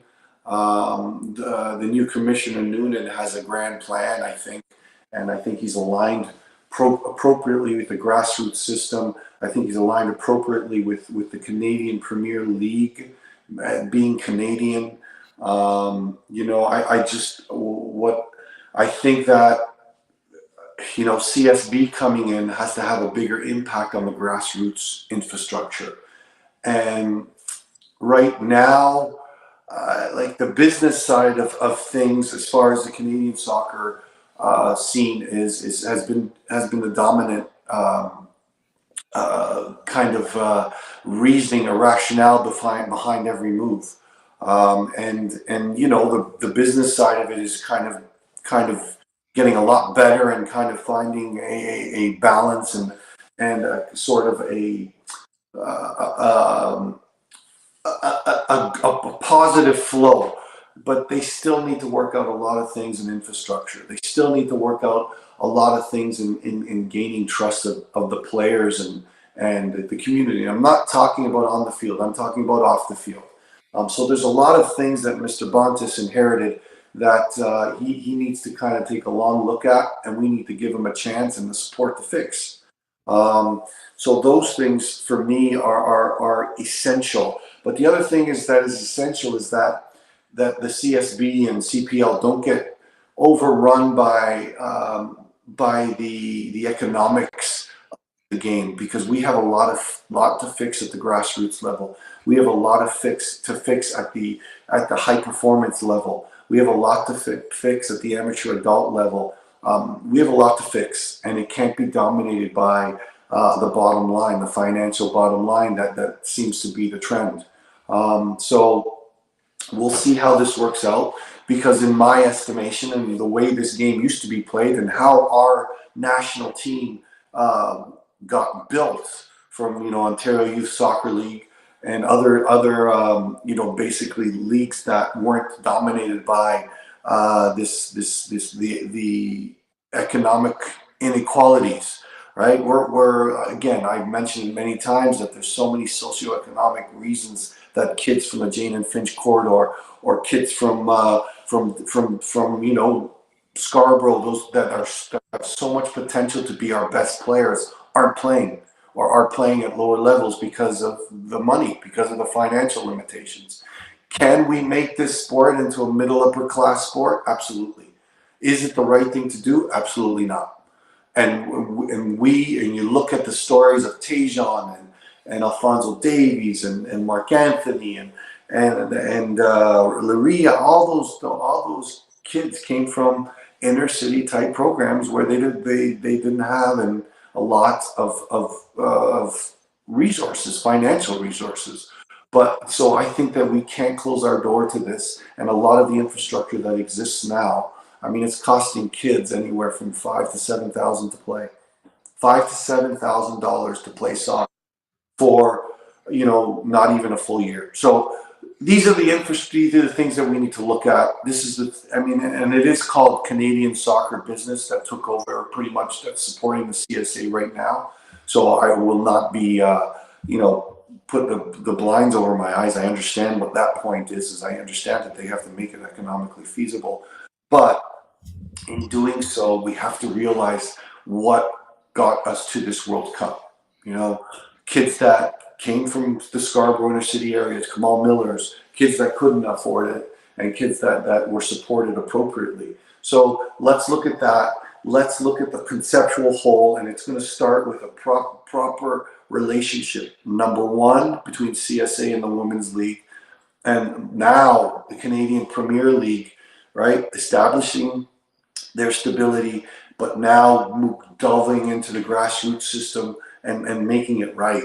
CPL, CSB need to have that structure that's right, and they can't be afraid of words like competition. They can't be afraid of words like elite, because they can't be afraid of words like that, because we need to have those proper levels of the game where all the kids can play and all the kids can compete, but all the kids need to be at playing at their own level as well. And by 15, 16, 17, there will be a separation of players, and it's not to say that players can't get to that. We'll call it elite for now, even though that word is passé. We need to have those levels to look up to. All right. So, a couple final questions with the coach Carmen Osako here. You talk about the CPL. Okay, 4 years from now, where are teams going to be? How many more teams are there in the CPL, and where would you put them? Well, I mean, obviously, the most important spot is Quebec, Montreal area. Even if it is Quebec, like there's great soccer. You mean in Laval, and there's great soccer. Sorry, in Quebec, Quebec City are great spots for this. Obviously, that area needs to be addressed. Obviously, we need some more teams in the GTA. We do need, a team in Mississauga or that area would be fantastic. We don't know York United, where they want to move or what they're doing. There's all kinds of lots of stuff back and forth about them going to to Woodbine to build that stadium and playing out of Woodbine. Could Toronto hold two teams with Toronto? Absolutely.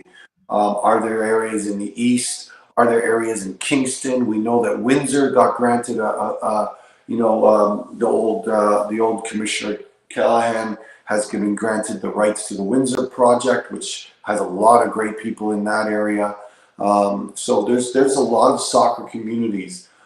Even further east, like Peterborough came into League One with some incredible owners, and Julian de Guzman has that professional mentality and that professional growth, and he's had the courage to put his money where his mouth is, and is investing in that League One organization, and hopefully he can grow it. Hopefully they have a CPL organization in the coming years as well in Peterborough, or Simcoe County. There's so many markets that are so good, so like Kingston and all these markets that are so strong in the soccer community, that there's like endless opportunities. But the one thing I'm 1,000 am on board with is the patience of what CPL has done. The leadership of their ownership is fantastic. A lot has to do with Bob Young and Scott Mitchell, who have put a great group together, a solid group together. Within the first 4 years, it was going to be the toughest time. We added franchises, and in Ottawa and Vancouver, Langley, and we did lose Edmonton, which is terrible because it's a fantastic soccer market. So there's room to grow.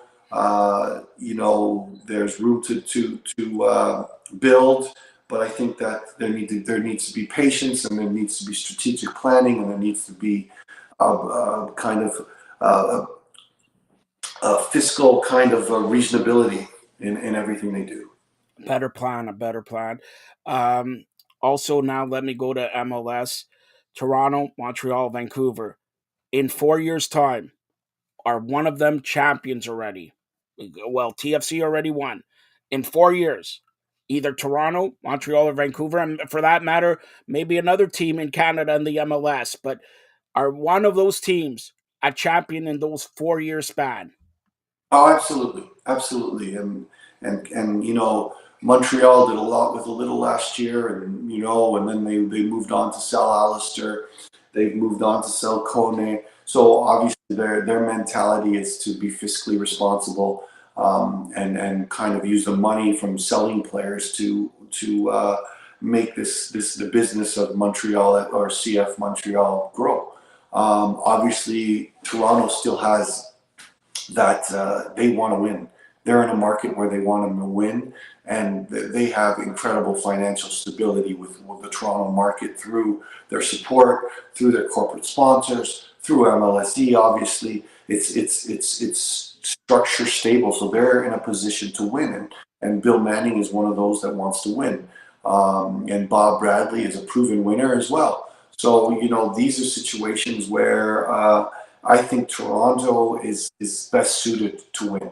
And again, Vancouver has practical mentality. They don't want to spend too much on DPs and those type of players. And I hope that their supporters don't get tired being out of the playoffs or just making the playoffs. I think that there's got to be a direction there, a plan there. And I think their supporters may get tired of it. And they're getting competition from the new Vancouver team in the CPL. But Toronto, for me, is still the place where they can win. They can win in 2-3 years for sure, maybe even next year. They're gonna spend the money to bring in Insigne. They're gonna spend the money to bring in Bernadeschi. They're gonna spend the money to bring in the next player. So for me, it makes a lot of sense that Toronto and it is more of a Galacticos mentality where they want to win. All right. So, final question with the coach Carmen Asako here. We're previewing the World Cup final, Argentina, France. But how will you remember this World Cup before the winner, and especially if Messi wins it, or Mbappe, or Argentina or France? Does that change? But how will you remember this World Cup? The narrative for me has been fantastic. I think that it's been fantastic, but it's what could have happened. That's me. I mean, I was salivating at the possibility in the 16 round of 16 of a Uruguay Brazil, or of a Spain Portugal. All those that didn't happen. I mean, we had marquee game France England for sure. Even in the group stage we had Spain Germany, but all kinds of scenarios that didn't happen were kind of left me. But the story of Morocco and what they've done was just a great narrative, great for Africa, and great for just the entertainment of what happened in Qatar. But I think the football's been great. I think the venues have been great. I think the entertainment value has been great. Aside from the political aspects that aren't great, and everyone and everything that those kind of stories are. Some may call them side stories, and some may call them the main stories. Which I'm leaning to the side that the politics and lack thereof are the main stories. But if we're talking about on the field, I will remember what didn't happen. I will remember. I will remember the great Moroccan, tactical, and I think I'm going to remember a great France team again, with incredible depth, and just a national system built almost as a club team, where these guys come in and they have their roles set and they know what to do, when to do it, and Duchamp who puts it all together. If Messi wins, it's all going to be about Messi, and I think John was spot on when he said every player on that team is playing for Messi. Yeah. And it will be reminiscent of the God bless his soul, the Maradona days, and what Argentina and meant to Maradona, and what Maradona meant to Argentina. That's what I'm reminiscing about. So those are the things that will be stuck in my mind. First of all, And Canada, sorry. that's what I want to say. I can't believe you did Uh, not mention Canada playing at the World Cup for the first time. You were crying. I know you were crying like a baby the first. He cries when he loses 649. All right. So, look, Canada looking, and honestly, I think we're all Canadians here. I know Spanish, Italian, all the, past and all that, but watching the Canadian national anthem in the grandest stage, if that doesn't touch you, I don't know what will. Go ahead. Yeah, I mean, that for me was by far the memory that I'm going to keep. And watching the kids that I've been lucky to be a part of some of their lives, just you know, and play with so much pride and play with so much passion. I think that's something that will resonate as well, and grow as time goes by. And when some of those guys come over for a beer or coffee, or when we have our get-togethers with our group, it's going to be something that you're going to feel that specialness that comes from them, but it's also special for us, for all those guys in the trenches that were involved. You know what's special? And I'm going to say this one time, sit back, because I know you never take credit.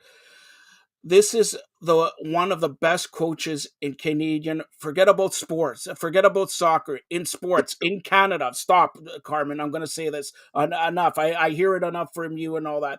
One of the best coaches in Canada for sports, be it soccer, be it anything. Every day, each and every day throughout the World Cup, we've done updates here. Never once, he says, never once, he said, Joe, I don't have time.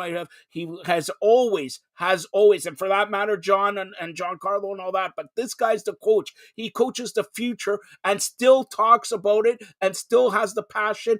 And the greatest thing about him, you see him analyze it. You talk about the juice boxes, but he is even a better person. And that's what soccer and life is all about. We look at, it's the holiday season. We look at the Twitch, the guy from Ellen DeGeneres show. You never know what people are dealing with. Okay, and he committed suicide and all that, but not once has he said, Joe, we cannot talk about this. Let's talk about this. He's the coach of the ladies and men soccer. He builds the future, and not many people said this, and I say it all the time, and he's too modest to take it, but he Carmen Asako, should be given an award or something because he builds the future of and he's going to build the So, future for the so 2026. The players who are you going to see here at BMO Field in Los Angeles, at SoFi Stadium in Mexico, and all that. He has a hand in the players that are going to be there. Bank on it. Carmen, anything else you want to say? Nothing, just congratulations to all those CPL players, U Sport players, sorry, that got drafted.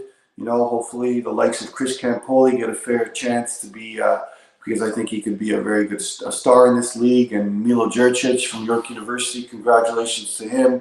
So many, Amir from Toronto Metropolitan University, so many, good players from the area. Anthony White from University of Toronto. It's make sure you prepare well and you do us proud, because there's a lot of U Sport players that have done well in the CPL, and and you're representing not only yourselves, but you're representing a whole U Sport institution that prides itself on the work they do. And there's a lot of great coaches there that don't even get half the credit, Joe, that even I do. So I appreciate your praise, but it's undeserved. And there's a No, lot it's of very deserved. Look, I guys. know you're very modest. Hold on, Carm. We have. I don't want to ask this question. It's from your buddy. A great way to close it out. It's from your buddy. Marty Roberts, who's going to follow here. He wants to know, and this is actually a very good question, but I know your answer already. But I'm still going to ask it. If Messi wins, is he better than Maradona? He won the title. He has scoring. Is he goes down the record books as better than Maradona? Go ahead. No, he's in the same. If you ask Messi, would you be in the same company as Maradona? I think that would be the best answer. Better than matter. He would be godlike in Argentina. He already is godlike in Argentina. And you know what the best thing about Messi is, he showed a side that was very composed but very passionate, and Maradona was all about that. And Messi has shown a side of passion, a side where he supported Riquelme against Van Gaal in his celebrations. That side of Messi was never something that he saw, but he's not afraid to put it out there. Now he's putting it out there. And if you ask Messi who the best player in the world was, or who the best player ever was, he himself would say Maradona. But being in the same light as a Maradona, it would be just something to pride yourself in. All right, and that's Carmen Osako. Thank you to the Hall of Famer, OSG Sports own John Freeman Nelson and Giancarlo Lino. Hopefully, we'll be back Sunday or Monday to discuss the World Cup final. But again, I want to personally thank Carmen Osako each and every day. He came on here and we sent up the times and all that. He never says no. This guy he's so modest. People in the world, in soccer, in the sports media. And we're going to ask you one other thing. You're getting famous here with your juice boxes. All right. You like the Miami Dolphins. All right. Shame on you. You like the Miami Dolphins. This Saturday at 8:15 p.m., they play the Buffalo Bills in Orchard Park, New York, Highmark Stadium. It's a blizzard. It's going to be a blizzard in Buffalo. I like Buffalo. Do you want to make some bet here? I pick Buffalo. You pick Miami. You want to make a bet? Absolutely. I used to play What should we bet? What should we I bet? played Buffalo Blizzard, by the way. Uh, sorry. I'm not touching that. I know. Listen. Marty Roberts told me you're a wine connoisseur. Is that No, true? no, I wish I was, but I'm not. My palate is a Guinness, and that's it. No, So you're Italian. You're a wine connoisseur. Come on. A Guinness. Come on. You're Italian. All right. Listen. Here it is. Here's the bet. I say Buffalo wins. You go with I, Miami. If I I win, I get two of your checks. Two of them. okay. If you win, I'll go cut your hair. Look at my hair. See, nice. I'll go cut your hair for a month for free. Sounds good. All right. So, by the way, show me your check after the show. All right. That's Carmen Asako. Don't need to get him on social media. But again, Carmen, you say France, right? I say France. I mean, again, the story of Messi and the Cinderella, I would love to see. But I see. Argentina va ganar 2-0. 2-0. Argentina. Okay. Say I'll something. That's right. Say something in Spanish. Come on. Oh, I can't because it'll be cut from the show because I All don't. right. For Carmen Asako and John Nelson, you've been watching the soccer show. Stay tuned for more great programming. Thanks a lot, Carm. See you. That was Carmen Asako and John Freeman Nelson World Cup preview. Me and John pick Argentina. Carmen picks France. Let's see who wins. And by the way, Buffalo's going to destroy Miami in the blizzard. Squish the fish time Saturday night in Buffalo, 8 p.m. or 8:15, whatever. But Buffalo is going to squish the fish this time around. All right, this time around they're going to squish the fish, guaranteed. Now, professional hockey player for the Toronto Six PHF, Taylor Woods. Hey everybody, this is Joseph Pasek, and welcome to the Fired Up Network. Welcome to the flagship show of the Fired Up Network, Fired Up Live. Welcome to We the Six with my good, close personal friend, Taylor Woods, here on We the Six to talk about Toronto Six and the PHF All-Star Game coming to Toronto, but not at Canline Ice Sports. Too small, because for an All-Star game, you know what happens, Taylor? Not only is Kipling, Marty Roberts, going to be there, all right, but the president of the provinces of Canada, yes, myself, and I've been nominated. You don't know this. I've been nominated as the Prime Minister of North America.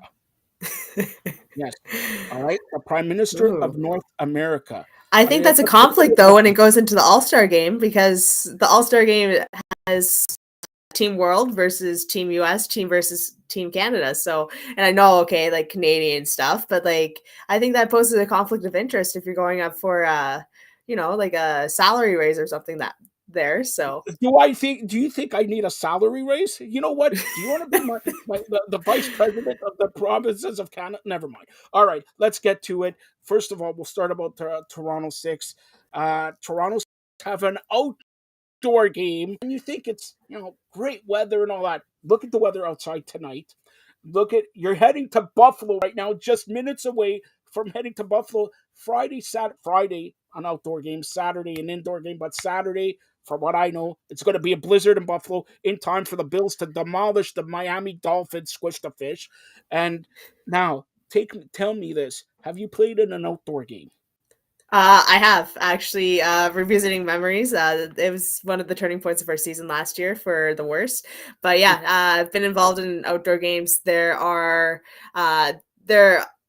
just a blast, right? You're there with teammates, the different experience. You get the different atmosphere, of course, like you're battling the elements and stuff, but it just makes it for that different type of game, and that game that you remember hopefully for 10, 20, 30 years. So yeah, no, I'm very excited, even though the weather's gonna be iffy and stuff. You just sort of play in the elements and just remember it's like, hey, this is sort of what you did when you're younger, just going out there and just having fun and like doing whatever you want. So yeah, that's what I'm going to be looking forward to. How different is it to play in an outdoor game as opposed to an indoor game? Is there much difference? Once you're on the ice, you're on the ice, or is there like a lot of difference? A little bit of difference, right? So if you want to talk strategy and stuff, like you sort of have to prepare like just for just different ice conditions, right? So it might be super hard and like that's good. So then the puck slides and stuff, and you might have snow pileups, right? So you have to just be ready for just different puck speed, different puck bounces. And also just in terms of the size, right? The size might be different in the offensive zones, right? Boards might be a little bit wider, so you just got to prepare for that. We're playing at night, so there's not going to be any sun, which is nice, so you could see, and there's no reflections. And then just the play in general, right? It sort of motivates you a little bit more, sort of gives you that fire as a kid. So the battles are also going to be a little bit more gritty, right? You might see some cool stick handles if you go down to the zone or like some odd man rushes and stuff if you can with the ice. But yeah, it's just sort of that youthness will come out, I think, a little bit more. All right. So, but have you played in like a blizzard? Because they're talking about here about 15, 20 centimeters in Toronto. That means, in Buffalo, you're going to get 50 centimeters, put it that way, or 2 to 3 or 6 feet. Now, have you played in a blizzard? Outdoor game in a blizzard, no, but you know what, calling on the times when I played in Manitoba, like we brought out, like it was minus 30, minus 40. You're traveling there, you're traveling like 20 kilometers on the highway making it to these games. So, and also just bringing like a hair dryer per se, just to warm up your toes, so then you have some feeling, right? So it's those things. It's like, okay, anything that we're going down to Buffalo, I think at least the Manitoba players on our team will be able to deal with and fight through that adversity. You mentioned hair dryers and all that. What's the funniest thing that you have to pack for an outdoor game when you know it's minus whatever plus snow or whatever? Like honestly, Ooh. Marty Roberts told me he packs hair dryer to put it for his ankles or whatever. Come on, you never thought of that, but you have to think of that. Somewhat. I sort of maybe threw in an extra pair of long johns or something like that, but this time, and I'll drop a little bit of a hint here, but we are doing a themed styled, like dress. What's the theme? Come on, what's the Oh, theme? you should know. You should know. It's very classic. It's the cliche. But yeah, it's like, would I be wearing this in like -2, -3 weather? Probably not. But I'm going to anyway, just because it's a theme. All right, so you play the Buffalo Buttes, okay? I don't have to tell you. I don't have to. There's somebody who used to play for the Toronto Six who signed a big time deal with the Buffalo Buttes. Now, look. I know you joke around or whatever, but are you gonna grant Michaela Grant Mensa is formerly Rookie of the Year here? Gonna give her like an elbow, a shot, like a stick check? Come on, that's what teammates and all that. All right, come on, you elbow into the ice. Come on, you tell me. I'm definitely gonna keep like my 100% in pug battles, obviously. But when she comes down, like even like one-on-ones, like we always used to have some fun in practice. So that's just gonna come up again. She knows that I'm a big time defenseman that stops like at least 95% of her plays. So we're just gonna relive that, and I'm gonna have that joy. But yeah, like she's doing her thing with the Buttes, and they're doing, I think, decently well this year. And we're doing our thing with Toronto. We also have Carly Jackson on our team that Yeah. we also took from them, and I've talked to her before, and she's like, I'm ready. I haven't been in this situation before, but I know I'm ready. I'm gonna do anything. I'm ready. So it's gonna be cool. So you mentioned defensive battle and 100% or whatever. I'm going to ask you this, not that I know anything or whatever, but what's have you played forward, and what's for you? Is it more difficult to play defense or more difficult to play forward?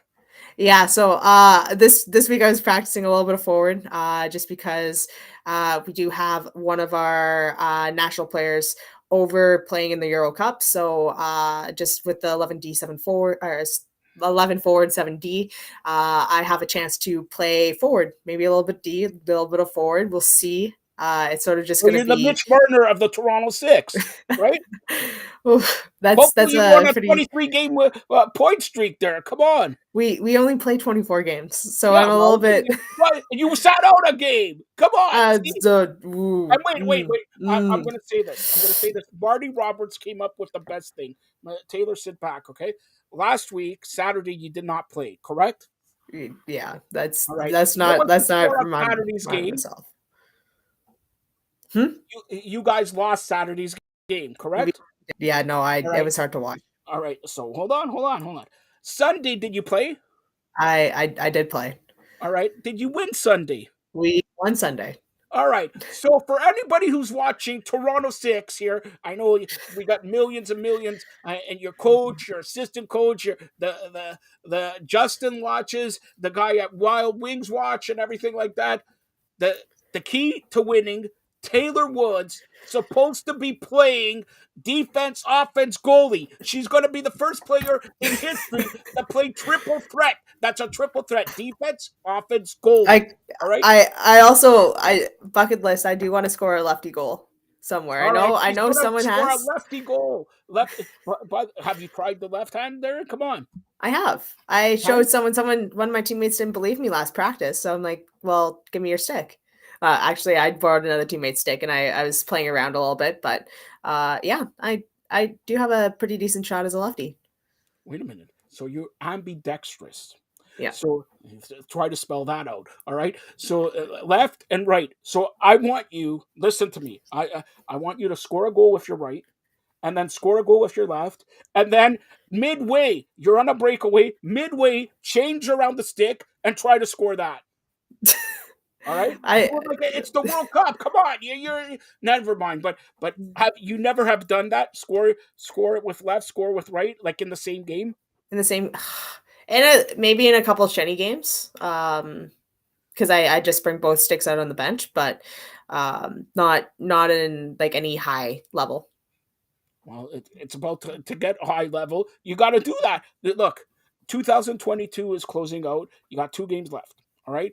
Let's say in 2023 you do that. That's one of your fired up goals. All right, fired up goals, and we're gonna promote it like crazy when you do that. All right.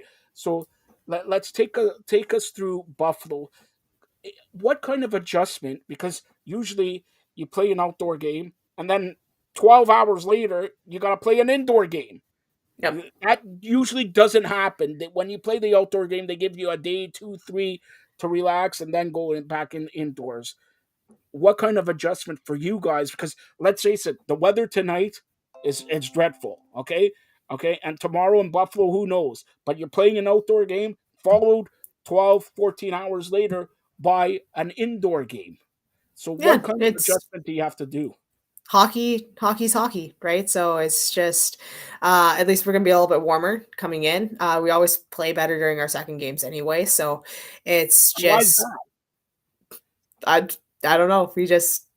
I guess we just wake up and we just play a little bit harder, but we learn the team a little bit more. But yeah, I think just going into it is just, hey, we have another game. Okay, this is what we need to do. We need to get better at. Okay, now let's go out and execute. So I don't think it's going to be an issue for us. All right, so I'm gonna ask you outside of hockey here. It's the Christmas season, 1 week before, 10 days now. All right, 10 days before Christmas.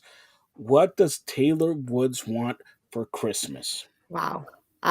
This is the first time I've ever thought about that this year or All at right, all okay. during Here, this time. I'll give you a couple minutes. What does Taylor Woods want for Hanukkah? There you go. Yeah, you know what? I just want to be around people, just have a good time and just have just chill and relax, right? Just sort of just yeah. You I can't know what really. I want. I know what Marty Roberts has chimed in here. Marty Roberts, myself, me, and Marty want an actual jersey from Oh yeah. Taylor Woods back. You know that you had a week to give us the. Did you make any progress with that? Well, there's one in my closet and there's one in my dressing room that's there if you guys want it. But No, no, hold on, um, hold on, hold on, hold on. Listen, I'm the president of Provinces Canada, soon to be the Prime Minister of North America. Justin Levine, who was on here, all right, I forgot to ask him. Justin Levine, he's oh, the media relations director for the Toronto Six. Do your job. The 2 guys who promoted the Toronto Six, who Taylor Woods is a big fan. You're a big fan of the president, right? You're the big fan of Kipling, Marty Roberts, right? She wants to give us a Hanukkah Christmas Kriska present. Get the jersey. Marty will take red. I'll take the black one. I know you like the black one better. All right. so So I also have if Marty's Kipling, and you guys said that Kipling didn't have a jersey, but Kipling does have a jersey. he stole it off Marty Roberts' back. You telling me, or she stole it off Marty? But We're gonna have so problems. this next time that we're both on, and this is going to be a question to Marty. What number is Kipling? What numbers? Ooh. So Wait, yeah, you guys gonna have to tell me Marty that. Roberts. Marty Roberts chiming in here. It depends what bus he's taking because Marty Roberts is a TTC driver. So you got to ask Marty Roberts what bus is he taking. Oh, What? Now? All right, give Marty a hint. You could give mention a that's famous hockey player. that's gonna be well. Um. Hmm.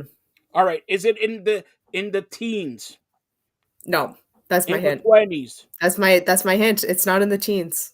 No, but you got to give more. Then we could go up to 90s, in the 20s. Exactly. It could be like over. It could even be like 1,000. Right? You've seen mascots with like 1,000 on, No, we haven't. right? You've seen like the All right. 401 So when you if drive in you the answer, 401. Marty Roberts has chimed in. If you answer this skill testing question correctly, he'll guess. If you get it wrong, you got to tell us. So here is the question: the Raptor, the Toronto Raptor, right? What number Yes. does he wear? Oh, is it 0? No, wrong. Well, you better start giving us the answer. Okay, Kipling wears obviously number 6. Of course, that's number 6. Marty, you know what? Marty Roberts doesn't deserve that. You should know if we're obviously the Toronto 6, he's going to wear number 6, and that's why I hinted at if it's a very famous person. Marty Roberts loves the Pittsburgh Penguins, and you know what? Number 66. There you go. But 95 for the Raptor. That's the year they started. Ah, got it. 95. Got you. And does Winnipeg have a mascot?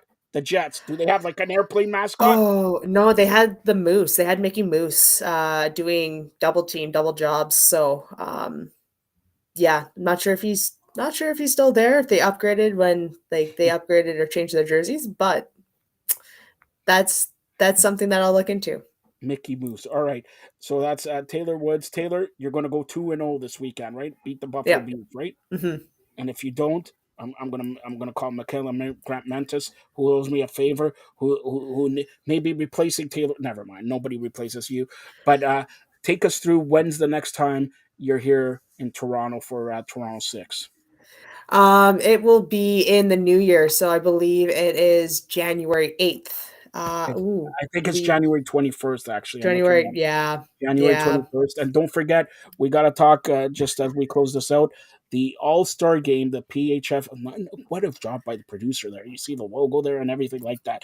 All right. The All Star game coming to the Mattamy Center, formerly Maple Leaf Gardens. Now, have you ever played at the Maple Leaf Gardens? I have. I Yeah. have. Yeah. Now, the, I'm gonna say this. I remember going to Maple Leaf Gardens. The smell is even different. You could see the popcorn and peanuts and like who needs tickets. Is it Yeah. different when you go to play at Maple? Even though it's not Maple Leaf Gardens no more, it's they restructured it and everything. But is it?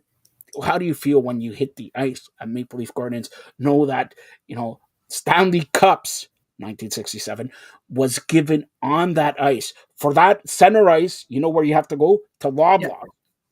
Yep.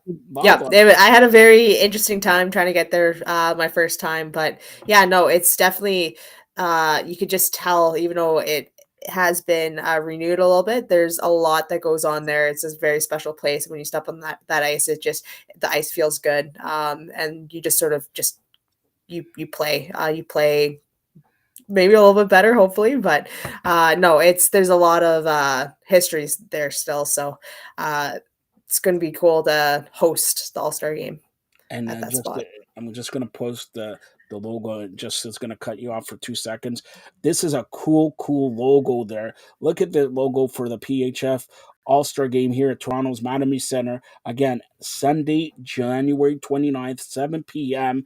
Look at that logo with the CN Tower there. That's a cool logo there. And I'm gonna tell you, Taylor, yes or no? Are you going to be at the All Star game? Doesn't matter as a player, could be a fan. Are you going to be at the All Star game?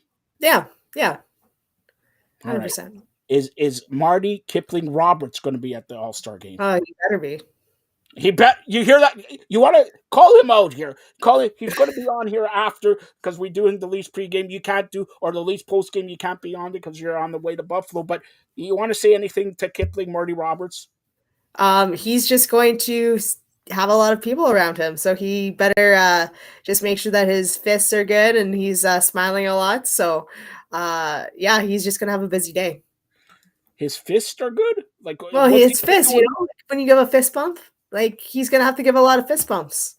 All right. So just warm up the shoulder a little bit, right? It has to be soft because they're kids, right? So a little pound, little Don't pound. worry, Marty Roberts. Every time he's in the tub, man, he's in the tub. This guy has been more in the tub. I mean, like, oh my gosh! All right, that's Taylor Woods. Again, the Toronto Six outdoor game against the Buffalo Beauts Friday. Indoor game Saturday against the Buffalo Beauts, and then they have a couple of weeks off before the holiday. I'll get you on before the holidays to tell me what you want for Christmas, and whatever you want. Marty Roberts has chimed in and said he's going to give you what you want if you give him a Taylor Woods jersey. Deal? Sounds good. All right, tell everybody how they could get a hold of you, Taylor. You could find me on Twitter at Tay Storm or on Instagram at T Woods Training. Simply one of the best defensemen in the PHF. That's Taylor Woods. Thanks a lot, Taylor. Thank you. My pleasure. Thank you to Taylor Woods. And after this segment, we're going to be joined by Marty Roberts. The Maple Leafs are trailing the New York Rangers in the third period 2-1, and the San Francisco 49ers are leading the Seattle Seahawks 7-0 in the second quarter. Thursday night football, as we talked with Andy McNamara. All right, so that's Thursday night football, and now last year we had Wave Global on as a major help here. He gave away some of his earphones and earpods. Here is Anthony, the owner of Wave Global. Hey everybody, this is Joseph Pasek, and welcome to the Fired Up Network. Welcome to the flagship show of the Fired Up Network, Fired Up Live, and welcome to my good, close, personal friend, Anthony from Wave Global. We were on here about a year ago, and haven't talked to Anthony in a little while. Let me see. You got older. You got worse looking. You're at least wearing a shirt, not a tank top. Here, how you doing, Anthony? I'm fantastic, Joe. How are you? Look outside. I'll tell you how I am. Look outside. You're in the palatial estate of Wave Global. What are you, in Hawaii, Atlanta? Where are you? I'm just in a comfortable, nice, warm place right now. All right. I just don't want. Like I said, it's been a year since we had you on here and all that. A lot of stuff happening in the electronic world, and Wave is ahead of it, on top of the curve there. Go ahead, tell us what's new with Wave Global. Well, everything state of the art, best of the best headphones, with true active with 5 mics. The battery life is amazing. Minimum of 40 hours. Did the actual testing of those headphones, and you can get easily 70 hours charging, which is amazing. Our Pro Pods, we've got 6 mics for still clarity communication, and it's just amazing products which will be excellent gifts for Christmas if anyone is interested. And we're just focused on the new year as well with new and innovative products with cutting edge technology just every 6 months to a year. So we're focused on that as well for the 3. But right now we've got amazing products. We've got 4 different colors in the ANC headphones, and we have the Pro Pods, which is 2 colors, pouch, hard cases. We've got everything included with these products. Last but not least is our gaming Pro Pods. We have that as well, but they're amazing. The products retail for $139.99, so they're all under $200. All right, and for those who don't know, just a couple minutes ago, we had professional hockey player Taylor Woods of the Toronto Six, and here I'll give it to Anthony. Can you tell me what these headphones are? Look. Look Hey at it. everybody, this is Joseph You Basic, see and what welcome she's to the wearing? Firedup There you Network. go. Welcome to those are Wave Global headphones. The pros wear Wave Global. Yes, you got Taylor Woods, you got our good friend Tracy Murray, Charleston Hughes, Nathan Parrott. The pros wear Wave Global, and Taylor loves them. She tells me, "Man, maybe we should throw in one another pair to Taylor for like a Merry Christmas, Happy New Year, and all that." But anyways, Wave Global is this. If you want to listen to me. He said 5 mics, and wait a minute, your some of your headphones. There's one who has like 11 or 12 speakers in them, right? Yeah, the Wave Legend, and remember, Wave is spelt with two V. So that I wanna make very clear, because them to type in WAVE. It's WAVV Global. No, we have the Shopify store as well. So all they have to do is www.wavv global, and it takes them right to the store. But the earbuds, they're just crazy good with technology and sound, mic. So you've got crystal clarity for sound. Period. So that's WAVV, like Victor, WAVV global.com, Correct. waveglobal.com. And if you want to wear what the pros wear, check it out. The headphones, the pods, even the gaming pods, everything like that. And Anthony, if there's ever a problem, Anthony is always around. Great customer service, great Wave Global. You'll be riding the wave, but you'll be listening to crystal clear sound. You'll hear the president of the provinces of Canada better. And Anthony, just for you to know, I am running to be the mayor of North America. Do I get your vote? you, What's so you got funny? my Everybody I vote. say that and everybody laughs. What's so funny? you, you got my vote, Joe. Here, I got I'm gonna give you a big discount because you put me on this show today. Anybody buying will get them 20% off.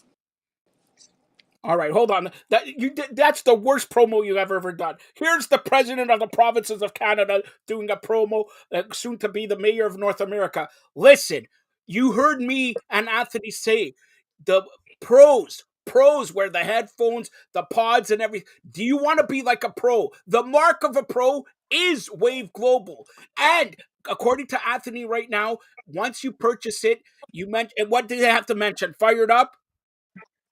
Work, and they get 20% off, and I'll give you the promo code for that. Just put JB when they're checking out. Put which one we did? You cut out a Just second. put What was it? just put JB 20. JB20, Yeah, JB20, and you have 20% off Wave on Global. checkout. You won't get it anywhere else. Great holiday stocking stuffers. Listen, it's Christmas, it's Hanukkah, it's everything. You want the best of the best, the mark of the pro, you get Wave Global. Wave Global headphones, Wave Global pods, gaming pods, everything, and different colors. Different colors. You want it red? Don't you have red, Anthony, right? Yes, we have the red and black. It's You right there have on your. gold, right? You have gold, right? We have the gold with the actual color is the rose gold highlights. All right. And you have black, and you have white, and you have red and gold. Any color you want, you got it. So check out waveglobal.com. That's WAVV, like Victor. WAVV global.com. And just mention JB20 and get 20% off when you purchase it on the checkout. Amazing deal. Great stocking stuffer. Great presents. Anthony, by the way, I got to ask you a question. All right. That's how you cut a promo, first of all. I got to ask you a question. What do you want for Yeah, Kriska? What do you want for Kriska? Christmas, Hanukkah combined. Kriska. want to be, know, in your on your show on a regular basis, Joe. That's it. I I don't you know I just want something simple. All right, you want something simple. So the pack of Hubba Bubba that I got you last year would work. Sure. All I right, was you're chewing on I that, right? was gonna say really what I wanted, but appropriate for me to say what I really All want. right, it wouldn't be appropriate. So there you go. It's like, I don't talk about. I'm the president of provinces Canada. I'm the mayor of North America. Come on. All right. So again, check out Wave Global. WAVV. That's Victor Victor. WAVV Global.com. And when you purchase whatever you will purchase, don't forget at checkout do JB20 to get 20% off your purchase. Nobody gives 20% off right at checkout. But Anthony and Wave Global, and I don't have to tell you, the pros wear the stuff. Tracy, Taylor Woods, you saw her. You saw her on the show today wearing the Wave Global headsets. They're amazing. Check it out. And Anthony, every Shipping is year, all included, so they get shipping's all included, shipping so is all included. you could send it to the winner of France Argentina World Cup game. Arrange anything, Joe. That's All right. not a problem. So listen, I'm gonna listen, Anthony. You don't know this. Oye, Messi, va a ganar. Coge esto. See Spanish, all right. If I knew French, I would speak in French. But look, Messi, of course, running for to see if he could get the World Cup trophy. He will wear Wave Global. But Anthony, let's conclude here with every year technology. You hear about iPhone 14, 15, Samsung 24, or whatever. What do you do, and how complicated is it to update the headphones, the pods every year? It's not that difficult once you're in that space and you already technology, you know, down packed. Where we have, for example, if the Bluetooth chipset changes to a different version, easy fix. So the version could be 5.0, 5.2, 5.3. Purchase that chipset, and we include it into our products, our latest products, technology out for every product that we promote and we sell. No problem at all. All right, unbelievable products. Seriously, a good friend of mine, Anthony, the owner of Wave Global. Check it out. We mention it every year, but it's a great. We're basically 10 days away from Christmas, from Hanukkah. Hanukkah ends on Christmas Day, but go out and the prices are unbelievable. And Anthony is here to 20% off it. So honestly, your prices, and I know not because I know you, but your prices match everybody. Why take an Apple product? They're crap. They're crap, and they're worth $500. Your best product is worth half of iPhone's or Apple products. Yeah, you heard it right. It's His best. Go ahead. it's actually 1/3 of the Apple Pro Pods. It's 1/3. But One I'm not third. yeah, I'm not knocking Apple at all. For us, we strive on being the No, no, best of no. the You don't knock them. best. You don't knock them. I'll knock them. Listen, do you know what good? The only thing Apple is good for, an apple a day keeps the doctor away. That's what Apple is good for. I don't listen to music on Pro Pods or Apple or whatever, all right? Because you know what, Anthony, what if they break down? You're in line for hours at the Eden Center, hours in Apple, hours, because this is the holiday season, all right? By the way, Anthony, yeah, ProPod send it to me because I need presents, all right? But anyways, check out waveglobal.com, WAVV, like Victor Victor, global.com. And when you purchase it, at the end, at the checkout, punch in JB20 to get 20% off your purchase.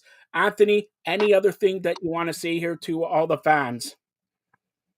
Well, we would appreciate in building this brand. We're Canadian. It's the only minority owner and founder of in headphones. The support will be greatly appreciated, and we have our customer support here, and we want to provide the best product for the consumer, and we want to have the best service possible for the consumer, with the best pricing for the quality that we offer. So the support we would, that's all I can really ask for. And I appreciate you just getting me on here to help that promotion. We would be indebted to you, Joe. Aren't you always indebted to me, anyways? All right. You know, So, all right, Anthony. That's Wave Global. Check them out. Waveglobal.com. WAVV, like Victor global.com. And when you purchase it at checkout, do JB 20% off. 20% off your purchase. Great stocking stuff, last minute gift there. And while you're at it, you could get the headsets, the iPods, the gaming pods, PlayStation or Xbox, they need a gaming pod and all that. Check it out, waveglobal.com. Anthony, if I don't there's speak to one you, more. There's yeah. one more I can add. If it's percent off, but it's on Amazon.ca. All our products. If they want a Boxing Day special right now for $20 off each product, if they but I just gave you a promo code for 20% off our Shopify. They can go there and get the product from there. But if they so choose, go and also order it from Amazon Prime. All right, so check that out. Waveglobal.com, Amazon Prime, and these you won't be disappointed with the headphones, earpods, gaming pods, everything like that.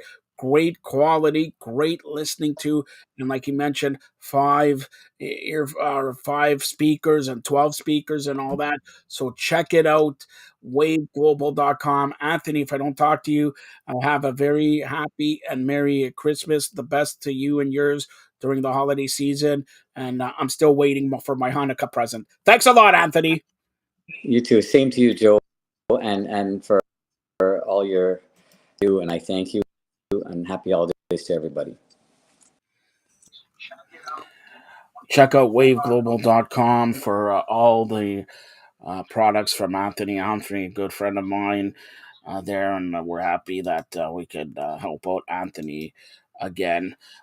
So we're about 3 minutes left in the third period. The Maple Leafs are losing to the New York Rangers, Madison Square Garden 2-1. Mitch Marner, 23-game point streak on the line in the last 2 minutes. Will be joined by Kipling himself. Yes, Kipling himself, known as Marty Roberts. Hopefully he has my wine. I'm looking outside. The weather outside is, like I said, dreadful, terrible, freezing rain, snow, and everything. I want to be outside, and let's have a toast. Where's Marty Roberts when I need him? Let's have a toast and toast away winter already before it started. It starts December 21st here. Uh, Winter solstice coming up, and that means the shortest day of the year. But after the shortest day of the year, you become long again because it builds and builds and builds to the longest day of the year. This is why people come to me, the president of the provinces of Canada, the mayor of North America, the prime minister of North America. I'm trying to give myself more names there.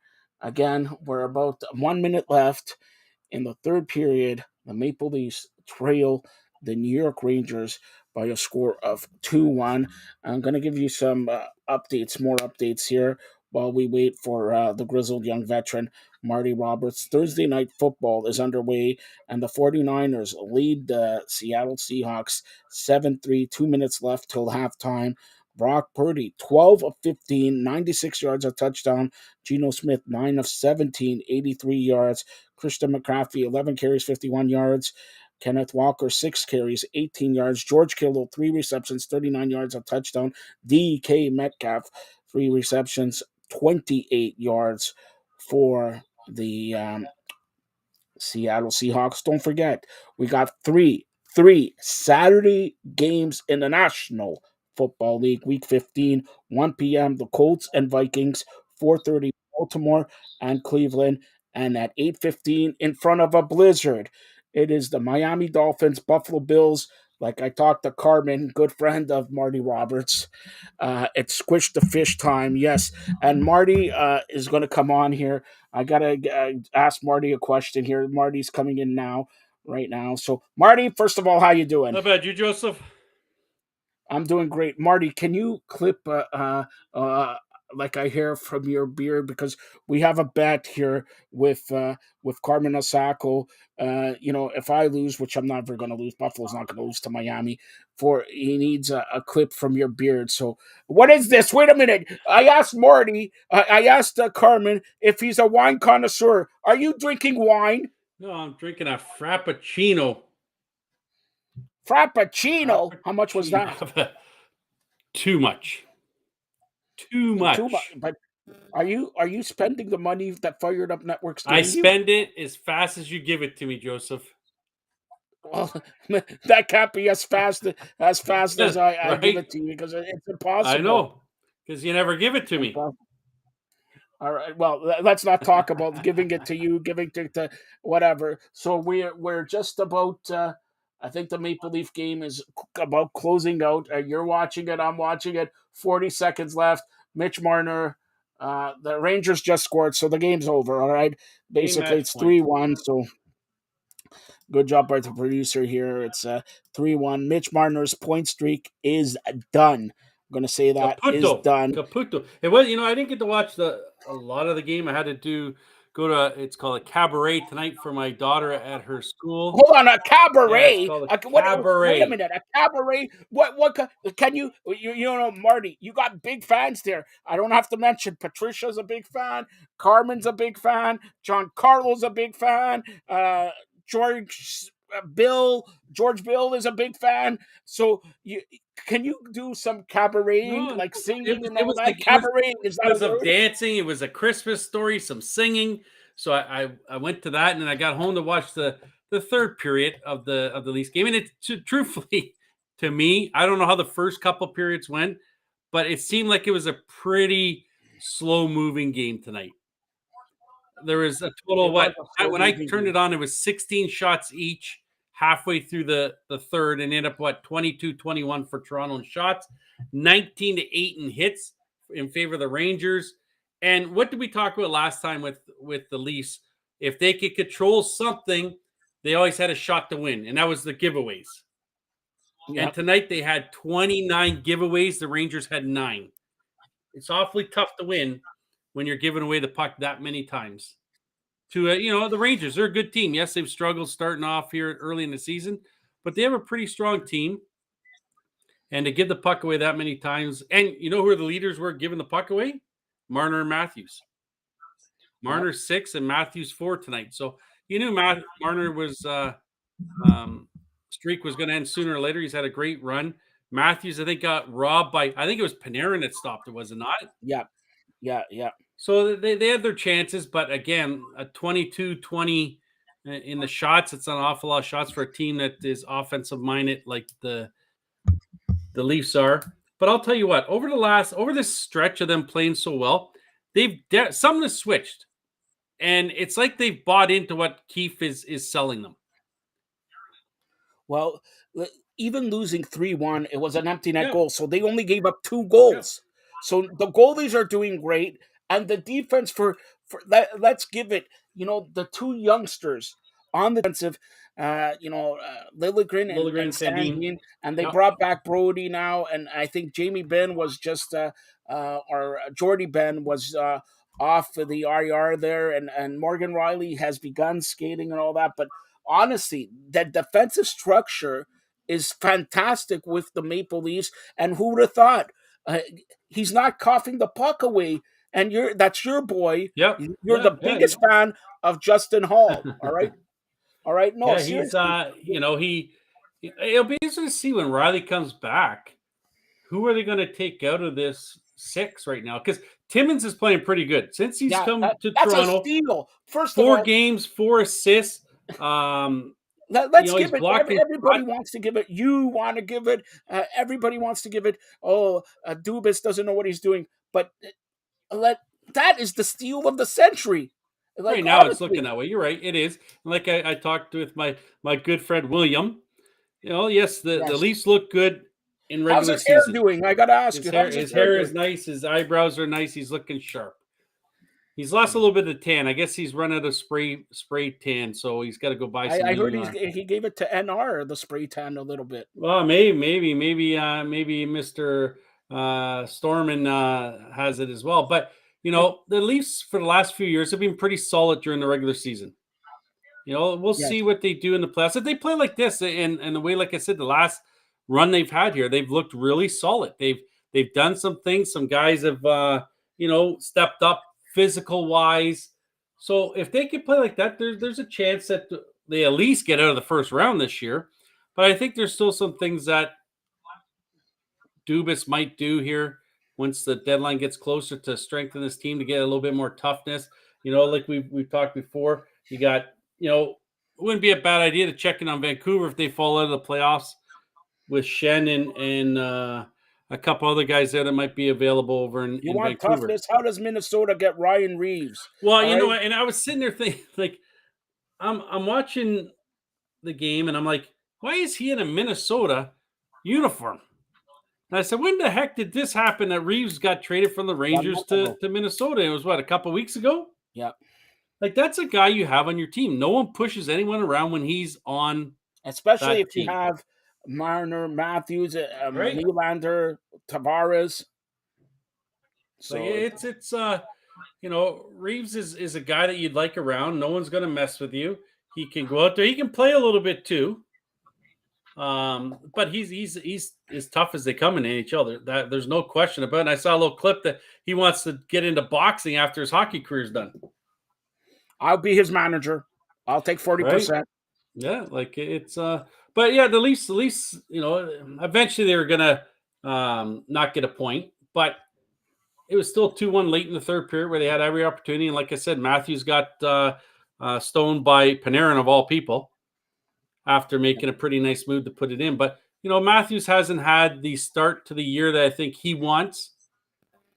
He's on pace, I think, still to have somewhere in the upper 30 goal wise. That's pretty good still. Right? That's still really good. You got friggin' Nylander, who's 90 points plus he's going to average, Yeah, 40 goals. and 40 goals. Now, here's the question with Nylander. He's got one more year left on his contract. What is he going to want next year when he's talking for a new contract? I'll tell you It's going to what, be $6.5 million. I'll tell you that. but it's not going to be a 6-year, 162 million that they give to a pitcher. We'll touch on that. Yeah. But as mentioned, Mitch Marner's point streak is done at Michael Jordan. 23 games. Let's give him a clap. 23 Yeah. for Mitch Marner. Everybody was getting on this guy at the beginning of the year. Marty Roberts wants to get traded. Williams said, oh, yeah, like all this. But, let's give it to him. 23 games. He does not have a point. So what's he going to do next game against Washington? By the way, Saturday in Washington, the Maple Leafs next game. What's he going to do? Get 2 points. And let's speak about Washington for a second. We got to give another shout out to Alexander Ovechkin. Boy, do we wish he's Canadian, but whatever. Yep.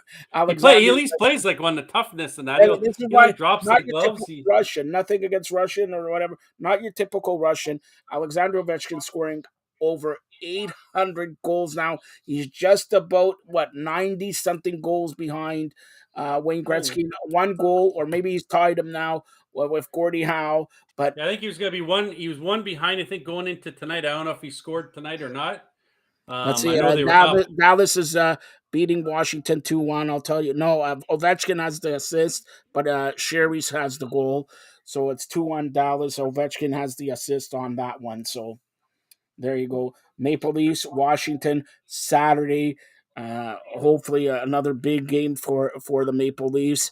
And Maple Leafs, next week, by the way, Tuesday, Tampa's here.